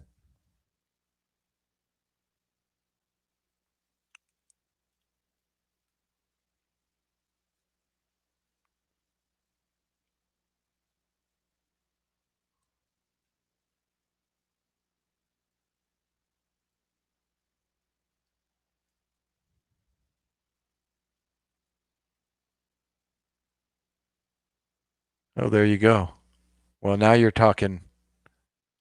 Yeah, spinach. Yeah, they would put spinach with their rice while it was cooking. They used the crispy they used the crispy rice on the outside of the rice cooker, on the inside, right? With spinach. They called it gourmet sabzi. It was delicious.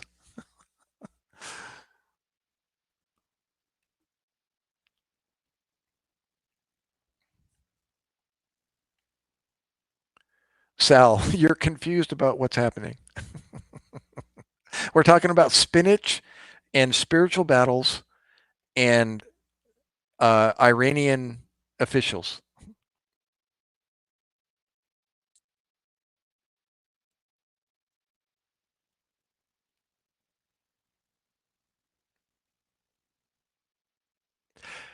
Armin, oh, you mentioned your name earlier. I forgot what you said.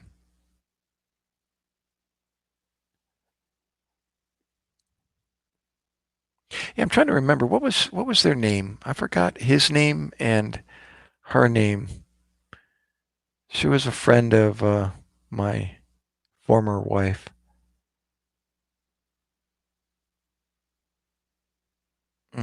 Forgot his name. At the start of Trump's presidency, I was a matter of national security.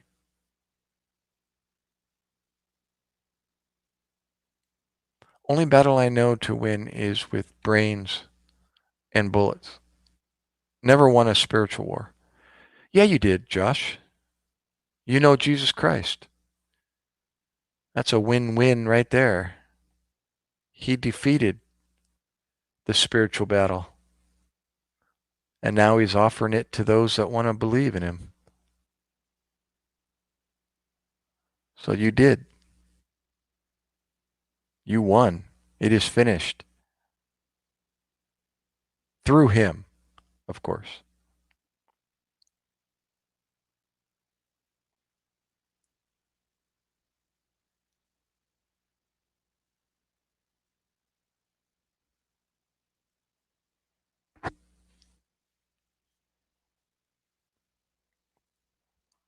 Oh, he did, Sal. You just don't know he did.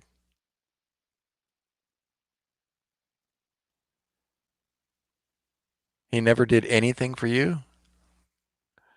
I beg to differ on that. My gosh, that's what Christ is all about. For God so loved the world. Here's what he did. He gave his only begotten son. And here's the condition, that whosoever believeth in him should not perish but have everlasting life. That's what God did for you. That's what Christ did for you, Sal. Whether you accept it or not. It's documented history, witnessed by 500 plus people. He performed the supernatural. Something you can't do, I can't do, Josh can't do, Armin can't do. That's the reason why he came. It's because we can't do what he did. But he's offering us a chance to do this again. To do this again. Who knows? Maybe we'll be able to engage in another live stream. And I thought, another chance to do this again, but this time forever, without death? I'd like a ticket in. What do I got to do?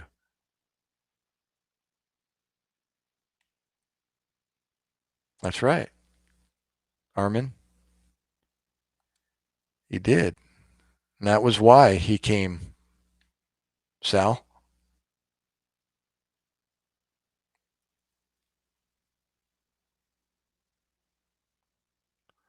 Well, that's what I was asking earlier.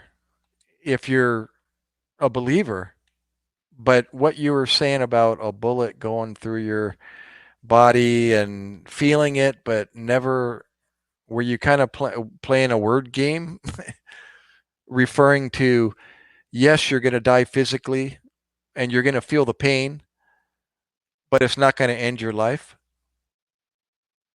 right? Is that what you were now? That's what I was alluding to. I was waiting for you to tell me that, but you started going down like comments that just didn't make any sense, and I was kind of um yeah, I was kind of lost. But I had a feeling maybe that's what you were referring to.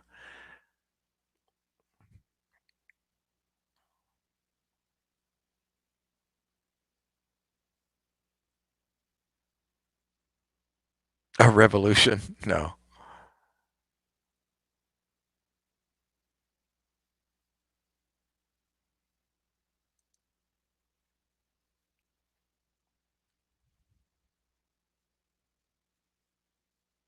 You just need to be a little more specific, Armin, I think, is why you lost us. You know, just come right out and tell people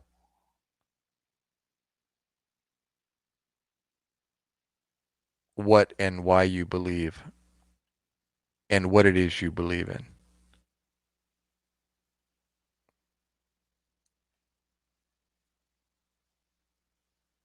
The people of various backgrounds who came to kill me. Okay. What about them? With a weapon in hand. Okay. I hope this doesn't go the way that the last conversation did, but keep going. Again, come with a weapon in hand. Okay.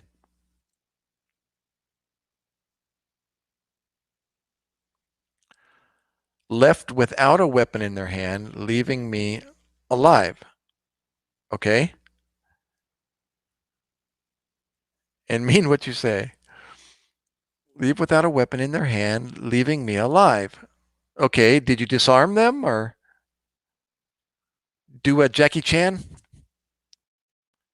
Or I'm not being funny. I'm just trying to picture, how did you disarm them?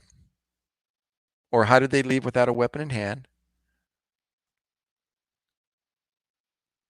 A riddle? Sal, here we go again. Sorry. I'm not laughing at you, Armin. I'm laughing at Sal's comment. It's saying a riddle. So there's three people on a bridge with croquet balls. No, I'm lost already. Damn it. No, keep going, Armin. I'm not laughing at you. Again, I'm not. It's Sal and Josh. But you're still here. So how did it happen? And what was, if you can elaborate, what was the situation? Where were you? Were you here in the States? Were you over in Iran? Where were you? Were you in a dream? No, the angels changed the picture to keep me alive. Now that almost sounds like a baseball game. Wait. No, like the Angels baseball team, they changed the pitcher, not picture, but pitcher. Sorry. Armin, wait. I'm not laughing at you. I'm just, oh my gosh. I'm going to blame it on Josh and Sal. Okay, so the Angels used time travel and you were here in the USA. No, the Angels changed the picture to keep me alive. Dude, that sounds like some good drugs. Do you have any more? Seriously.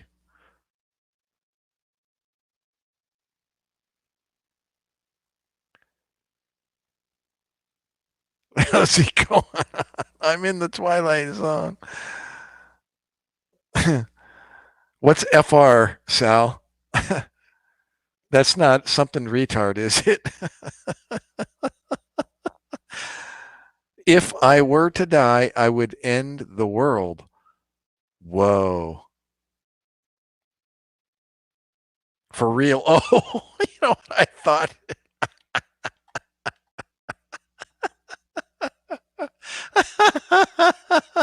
you, you got my mind thinking where I always promised myself I'd never go anymore. But when I saw FR, I thought you said effing retard.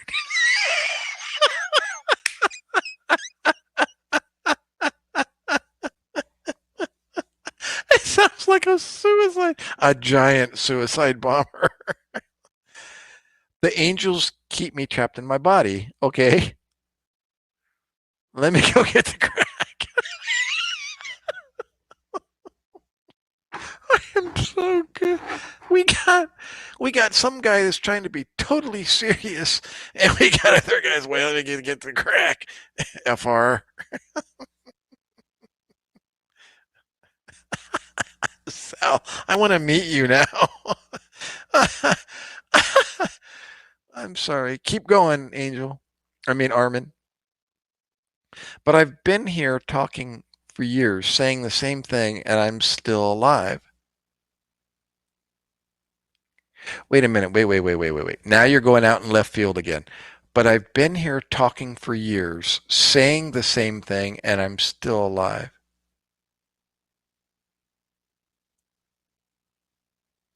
Talking what for years? Talking that story for years?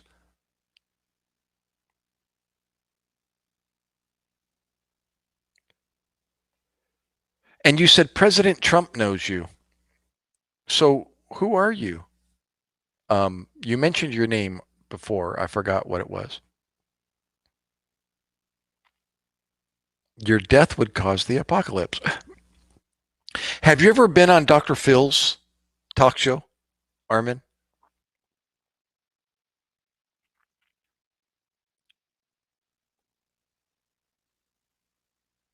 You would be the orchestrator of the apocalypse. What's your name? Who are you? Do you have any more?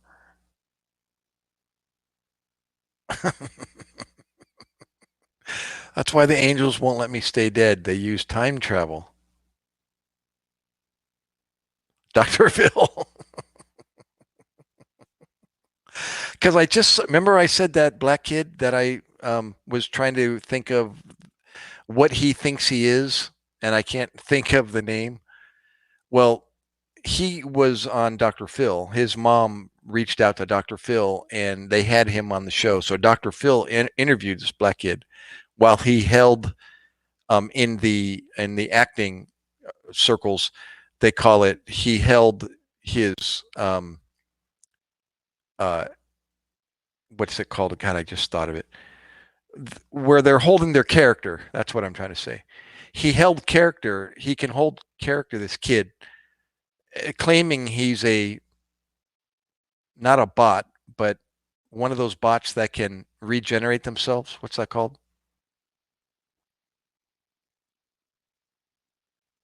Yeah, boy, I need whatever you're on. That's what I said. Do you have any more? And I'm waiting for him to say any more what? And I say whatever you're on. You're the creator of the world. No, you're Jim Jones, dude. You're Jim J. You're JJ in disguise. Jim Jones. Remember Jim Jones? You're a little young for Jim Jones. So is Sal, but you may have heard of him in history. Impatient at the Nutty House? Yeah. I've got some psychiatric calls I can talk about as well. Look up SCP 343. Can somebody Google that for me? Sal, you'd be perfect. Look up SCP 343.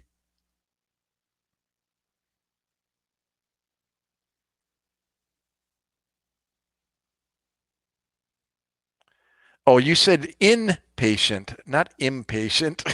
I'm reading that wrong. I'm like, impatient at the Nutty House. Because impatient is a word as well.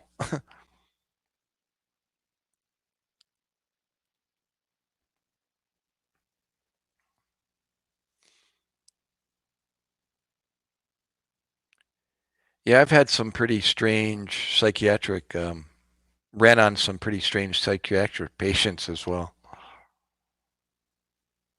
I'm really glad to testify the truth to you. Well, it's cool that you came back. And again, sorry about banning you a moment ago. I had to run to the YouTube studio, and take you off the ban list.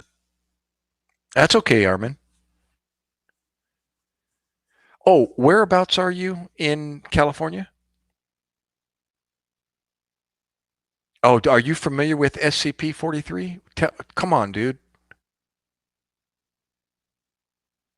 Oh, now it all comes together for Sal. Come on, dude. You're keeping us in suspense. What is SCP-343?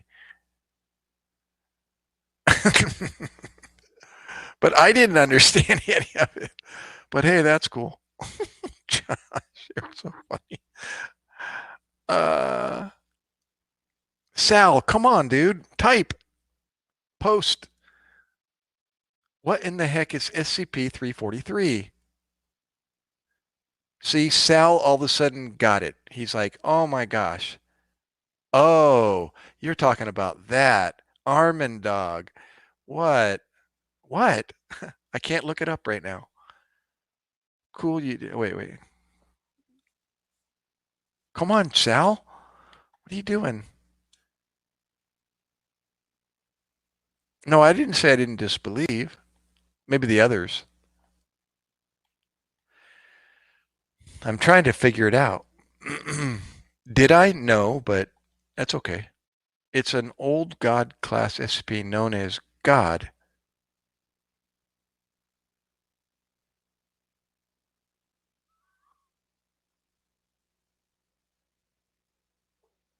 It's an old, what do you mean old God class SCP? That didn't make any sense. What do you mean?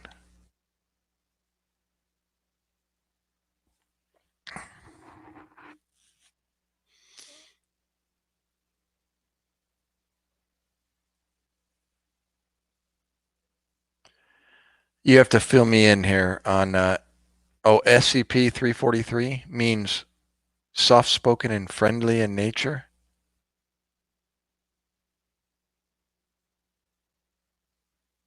He's believed to be a raceless, omnipotent being that has taken the form appearance of the Abrahamic God.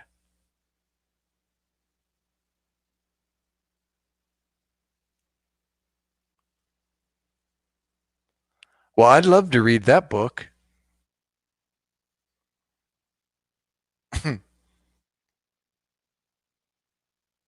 Or watch that movie. Do they have a movie out? Armin, dude. There it is again. He said that twice. Armin, dude. Oh, dog. He said Armin dog before. Now it's Armin, dude.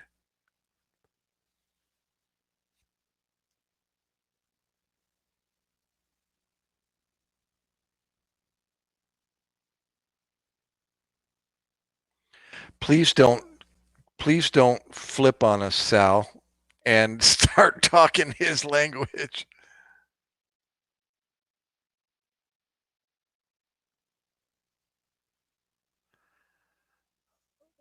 Sal, you're starting to get me worried. What the?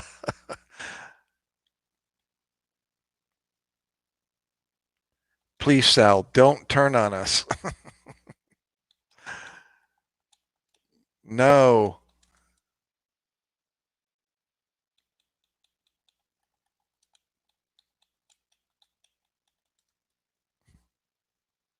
Your mind's.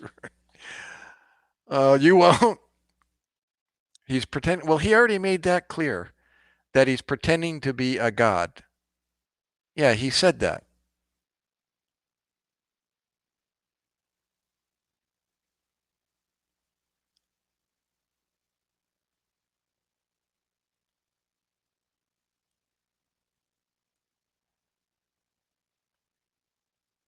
I thought your teenagers were talking um, a foreign language, or you thought your teenagers were speaking a foreign language, Josh.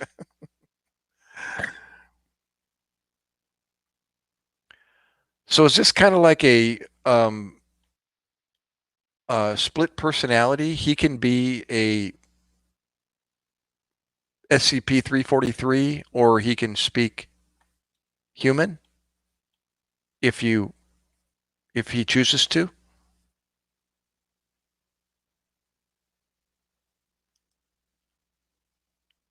Yeah, there's only one capital G God, right? There's many smaller case G gods. Many. Always have been.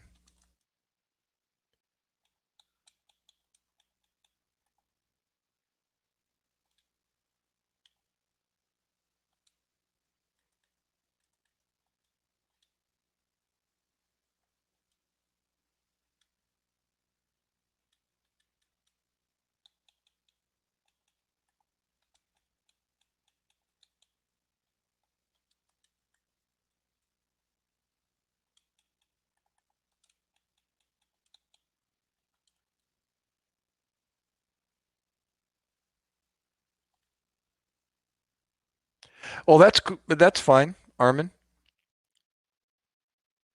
Um,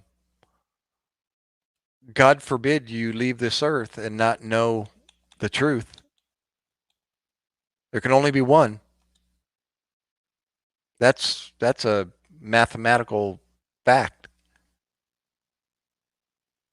There can only be one truth. And God forbid you don't know the truth before you leave this earth.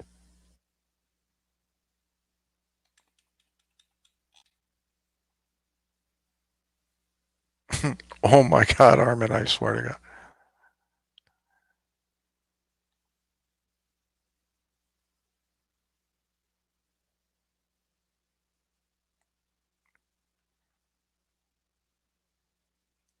Yeah, you know what, Josh? You just took the words right out of my mouth.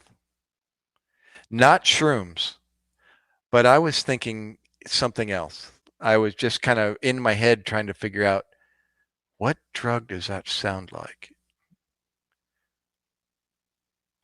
Yeah, you know what? And I'll be the first to admit, I did shrooms on the Space Mountain at Disneyland in Anaheim. And it wasn't like that. No, I just thought I was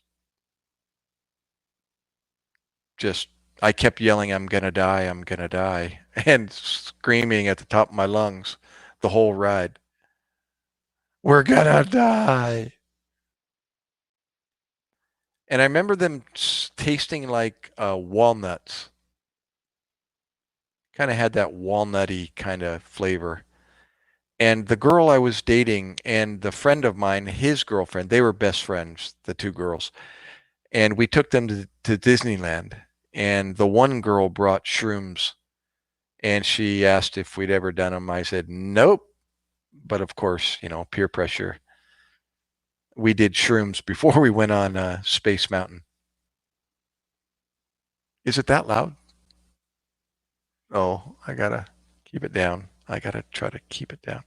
You took shrooms and went skydiving? No way, dude. Yeah, that's mushrooms. Basically, it's a like LSD.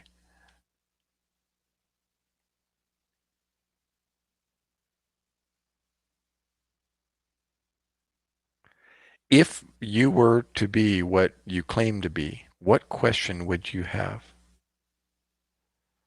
Um, that sounds like a blast.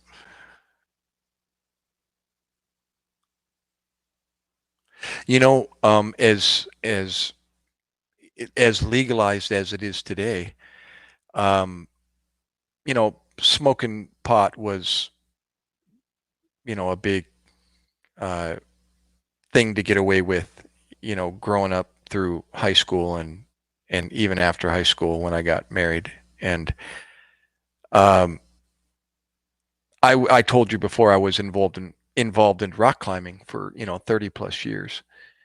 And yeah, I used to smoke pot before and after. Uh, and occasionally, when God, I just got out of focus again because I changed the. Sorry, let me fix this. There we go. I think that'll do it. But a good friend, a rock climbing friend of mine. As a matter of fact, we're supposed to reunite this fall and kind of relive some rock climbing in Southern California. And he was a big advocate, smoking dope. But usually after, we climbed or, over the campfire or whatever. But he wanted to get high before we began our day. So we did right at the base of the rock.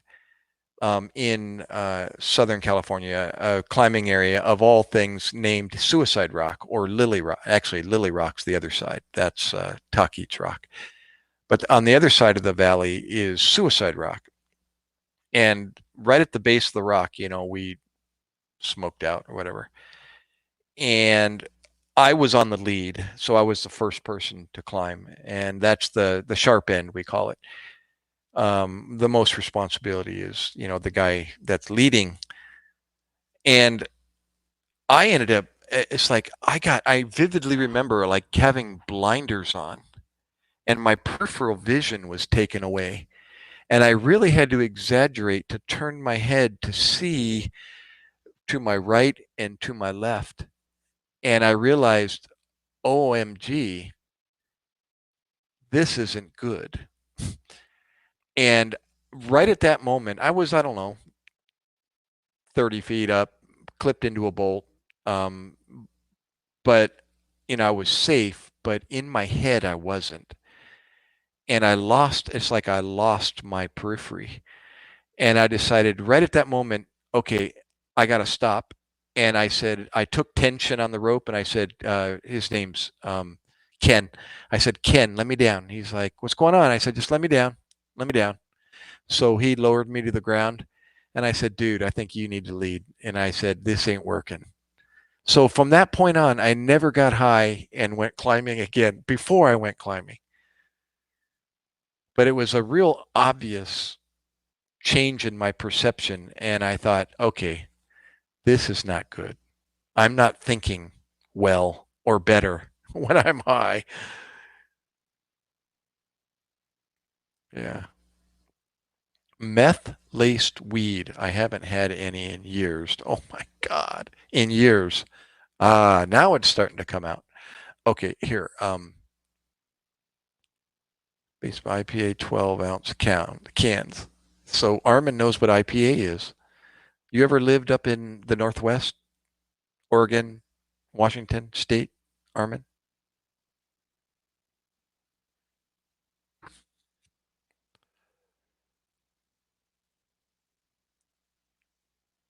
So you kind of overdosed on, I'm rereading your post, you overdosed on shrooms. I had an American Spirit Sky Color cigarette. What in the what?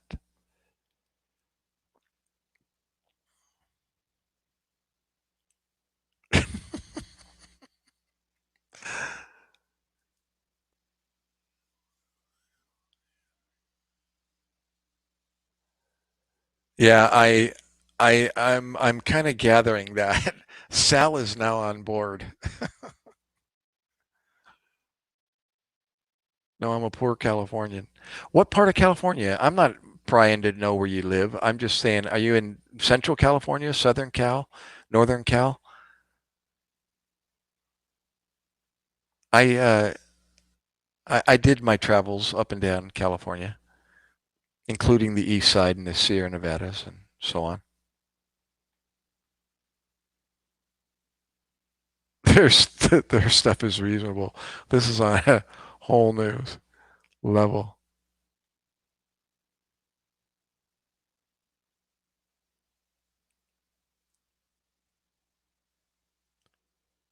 Yeah, I was on the treating side of these people, and yeah, we experienced quite a bit from the annals of human stupidity, and it's real. And those kind of patients, Josh, those that do, these psychedelic drugs and experiment with lacing this with that, they're really difficult. Oh, in Palo Alto. Um,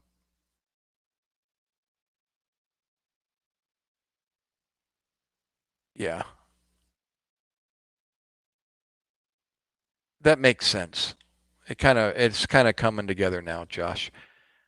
Um, they're scary. They can be scary, difficult patients because they're hard to manage and they're out there. And I actually got I've got a video that it's just a self interview, me like I'm doing now, talking about a patient that I ran on, a female, and a difficult patient like that, and how she presented and what I ended up doing with her. But that was bizarre. That was kind of not related to these kind of drug that they're talking about. But whatever was going on with her was bizarre, and it was really bizarre. Yeah. Oh, I had a guy on elephant tranquilizer. Help me out. It's been a while. That drug back in the day that they used for elephant PCP, and that was that was scary, man. That dude looked like he could hurt somebody in his eyeballs alone. And it looked like you were looking at Satan, and he was uh, bizarre. Had to get PD on scene and assist and all that. That was bizarre.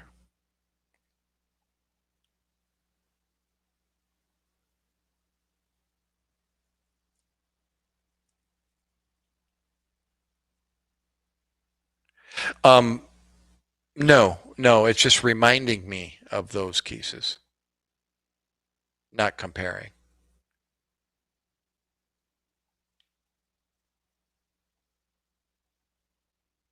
Yeah, it's yeah. It's real for sure, Armin. I've actually talked about that before. What people say and what they experience, um, isn't made up many times. What they're experiencing is real. But the whole reason for it is understandable. It doesn't surprise me anymore. Anything to get your focus off the truth is totally understandable. Totally.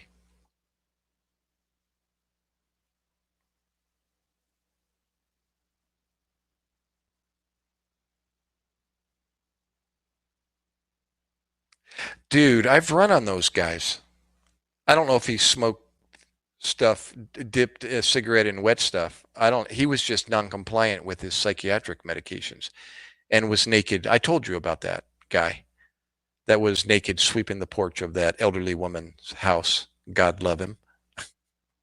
At 2:30 in the morning in 32-degree weather, butt naked. Yeah.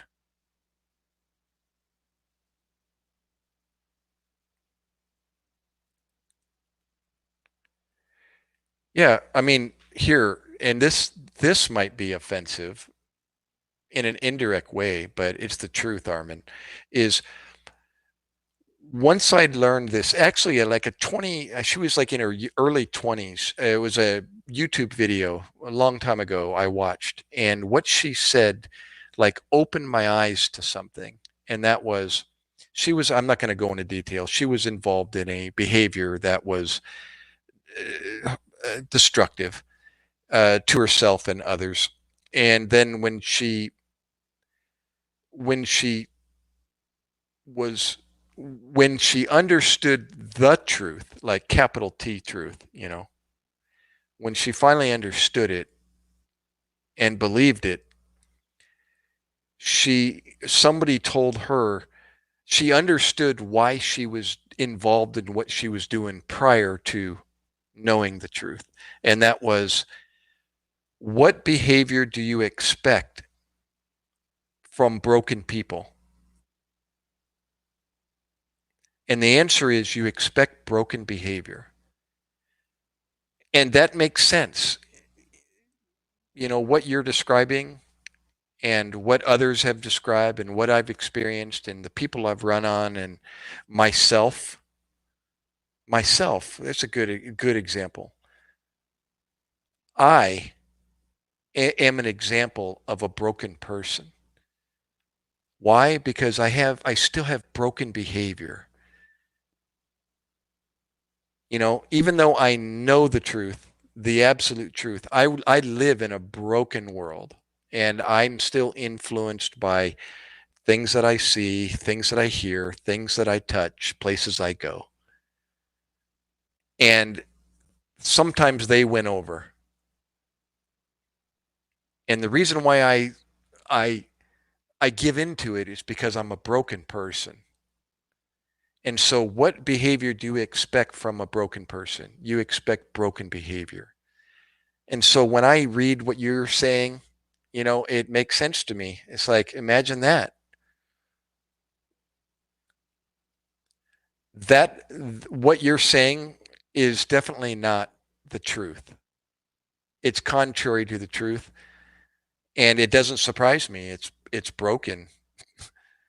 It's broken thought, and it just doesn't, it's contrary to the truth. No, we all are, Sal. Are you going to die? Are you going to die one day? Back to what Armin said earlier about mortal and immortal. Are you mortal or immortal? You're mortal, right? So you're broken. You can't overcome what's going to happen to you eventually one day. But there was one person that did. You see?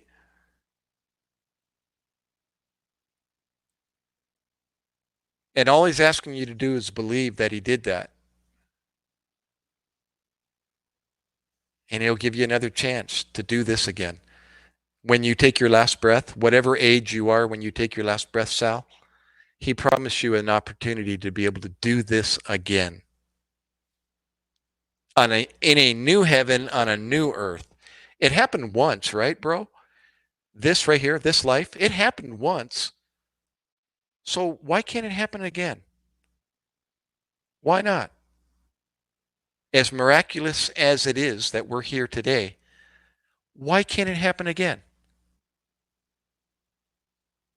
And there's an opportunity out there that says you can. You can do it again. But this time, there's not going to be any brokenness, and you're going to live forever. And it's like what the guy asked me when I was 15 years old. So what do you think, young man? And I went, Sounds like I want in.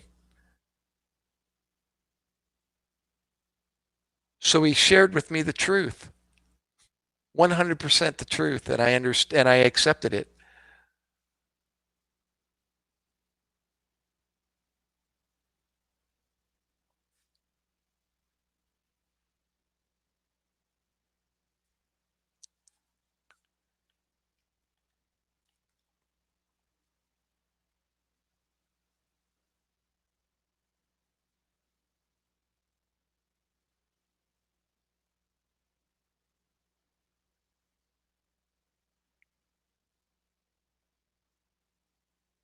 That's okay. I mean, we can all be offended, what, right, Armin?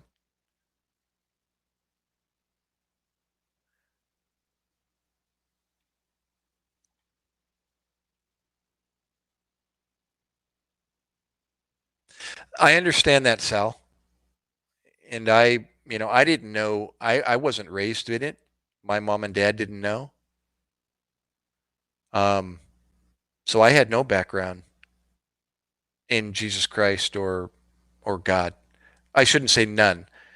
Very little. I just knew, what mom used to do with us when we were kids, pray with us at our bedside or take us to church. And I only remember pictures of that. I got pictures in my album down there, those memories. But as far as like, who God is and why Jesus Christ or who Jesus Christ was, I had no clue. No clue. Not until later in life did I really grasp the concept. And now it totally makes sense to me. And I've been studying, Sal, for the last 17 and a half years and relearning sciences. And Josh already knows this. I've talked about this before. I'm reaching over to get a book because the book says it a lot better than I do. It mentions the sciences that I'm about to, or quote, and I don't remember them all, but the book does, so I just quote the book. The sciences that I've been relearning again because I've chosen to believe that in the beginning God created. That sentence right there, in the beginning God created. 5 words. I chose to put my belief in that. Therefore, if in the beginning God created, then what would I expect to find? From a scientific viewpoint, if in the beginning God created, what would I expect to find in the fields of geology? What I see around us, what you and I see around us, the mountains, the oceans, the everything, geology, geologically speaking. What would I expect to find in the fields of biology?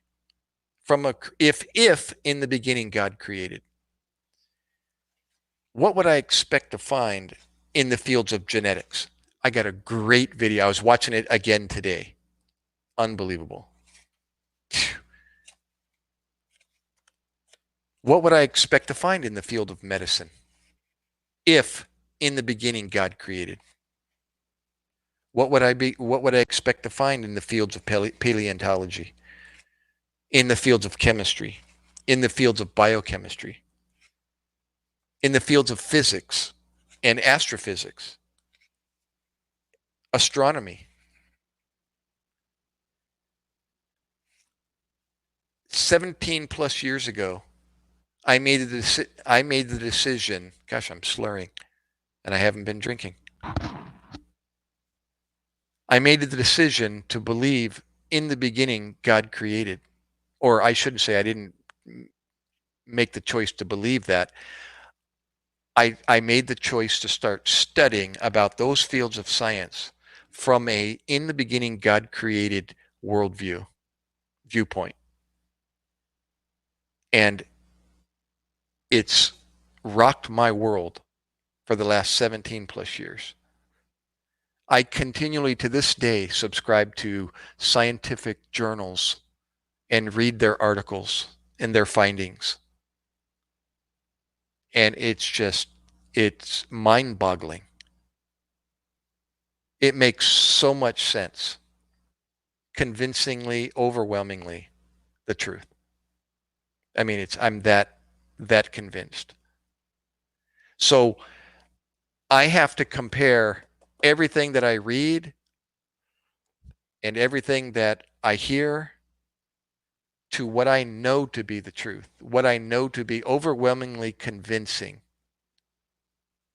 uh, information and evidence and scientific research. And if it's contrary to that,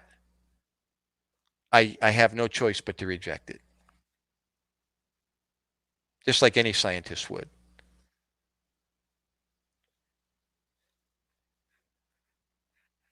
So, yeah, that's where I'm coming from. And that's where Josh is coming from. And that's where Jeff's Sasso is coming from.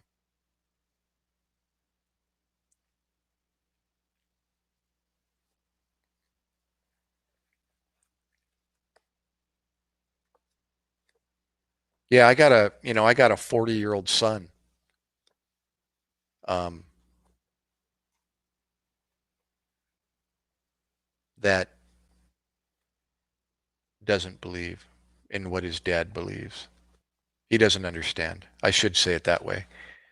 He doesn't understand, hence he doesn't believe in that order.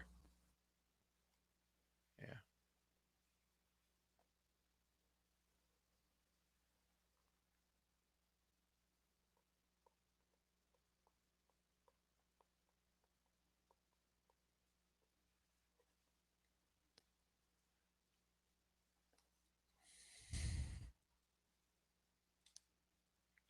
Good stuff though, Armin. I appreciate you coming in. But you know what? I actually ended last night at 3 in the morning, straight up 3. And it's a 15 after, so, and I'm getting hungry and thirsty, so I'm gonna do the after midnight snack and go hit the rack.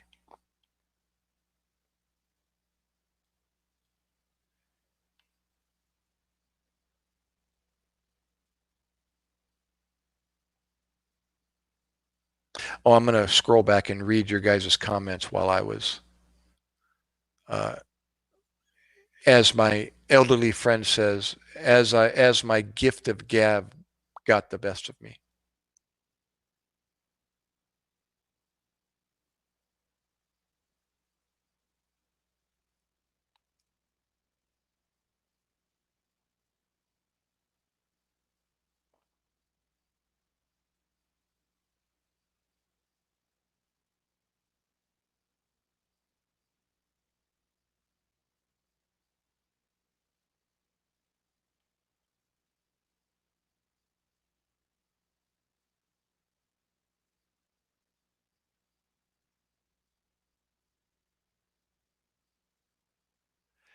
Remember earlier I said, Armin, that your name sounds like it's from Afghanistan, and you said you were from California, and your name was something else.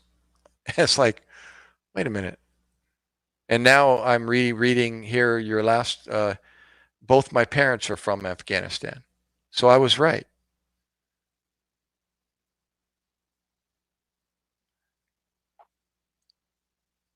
Armin Tamzarian.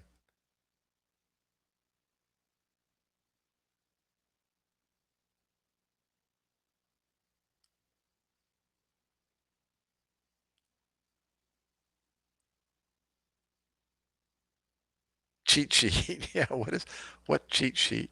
Ash. Hey Ash. I'm actually about to check out, but I'm rereading some past comments here. Sorry if I missed you here. Oh, anti-aging cheat sheet. Oh, on the aging thing, Armin. Thanks though. I'm past that stage, but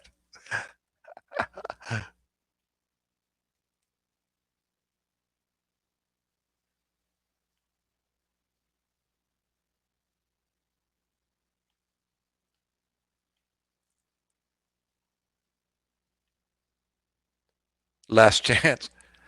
He's covered, Armin. Josh is covered. You know why Josh is covered? Here, check this. I'll end the live stream with this verse. Surely goodness and mercy shall follow Josh all the days of his life. That's while he's still here. That's present tense. And the second part, and he shall dwell in the house of the Lord forever. That's after he leaves this earth. So he's in a win-win situation. He's blessed while he's here, and he's surely blessed when he leaves this earth. He gets another opportunity to do this again. No matter what happens to him right now. You see, he's covered. You see, but that's contrary. What you're saying here, but I'm the creator himself, is contrary to the truth. So it has to be a lie. You get it? There's only one truth. Okay? That's like here, I just learned, or I heard a saying, let's see, what was it?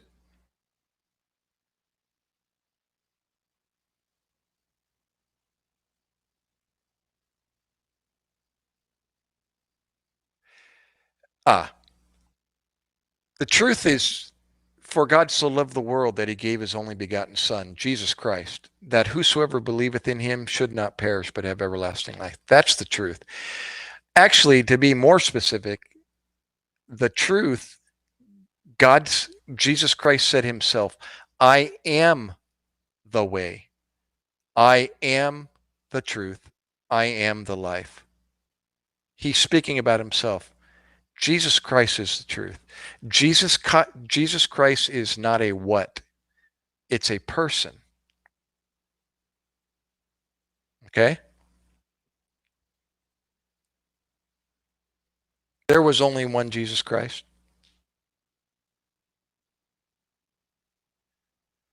Documented, witnessed, whole 9 yards. Yeah, and that's contrary. That statement as well is contrary to the Word of God. It's contrary to the truth. Yeah, I almost agree there, Josh.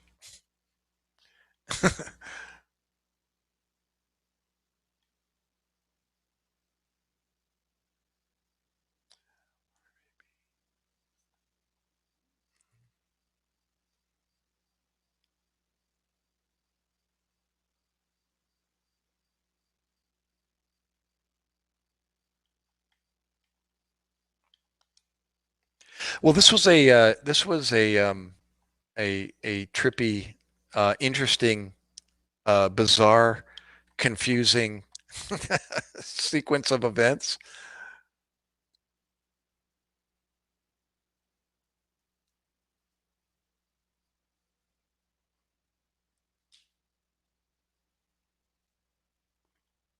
Hey, Armin, appreciate you coming back. And yeah, come on back another time.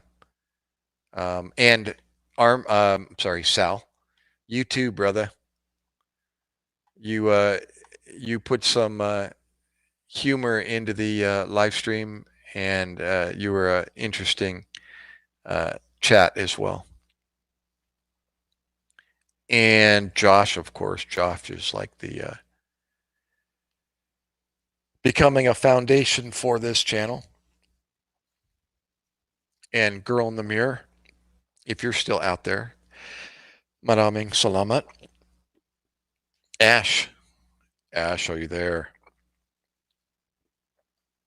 Et cetera, et cetera. Salahat, as they say, that's everyone and everyone else.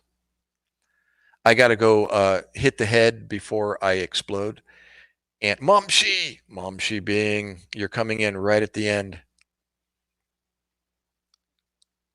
¿Cómo está, Mom? I'm actually heading out, Momshi. So I'll be back tomorrow night, 10 p.m. Eastern Standard Time.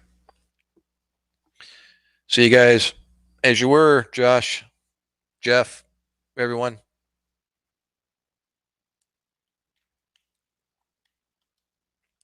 See ya.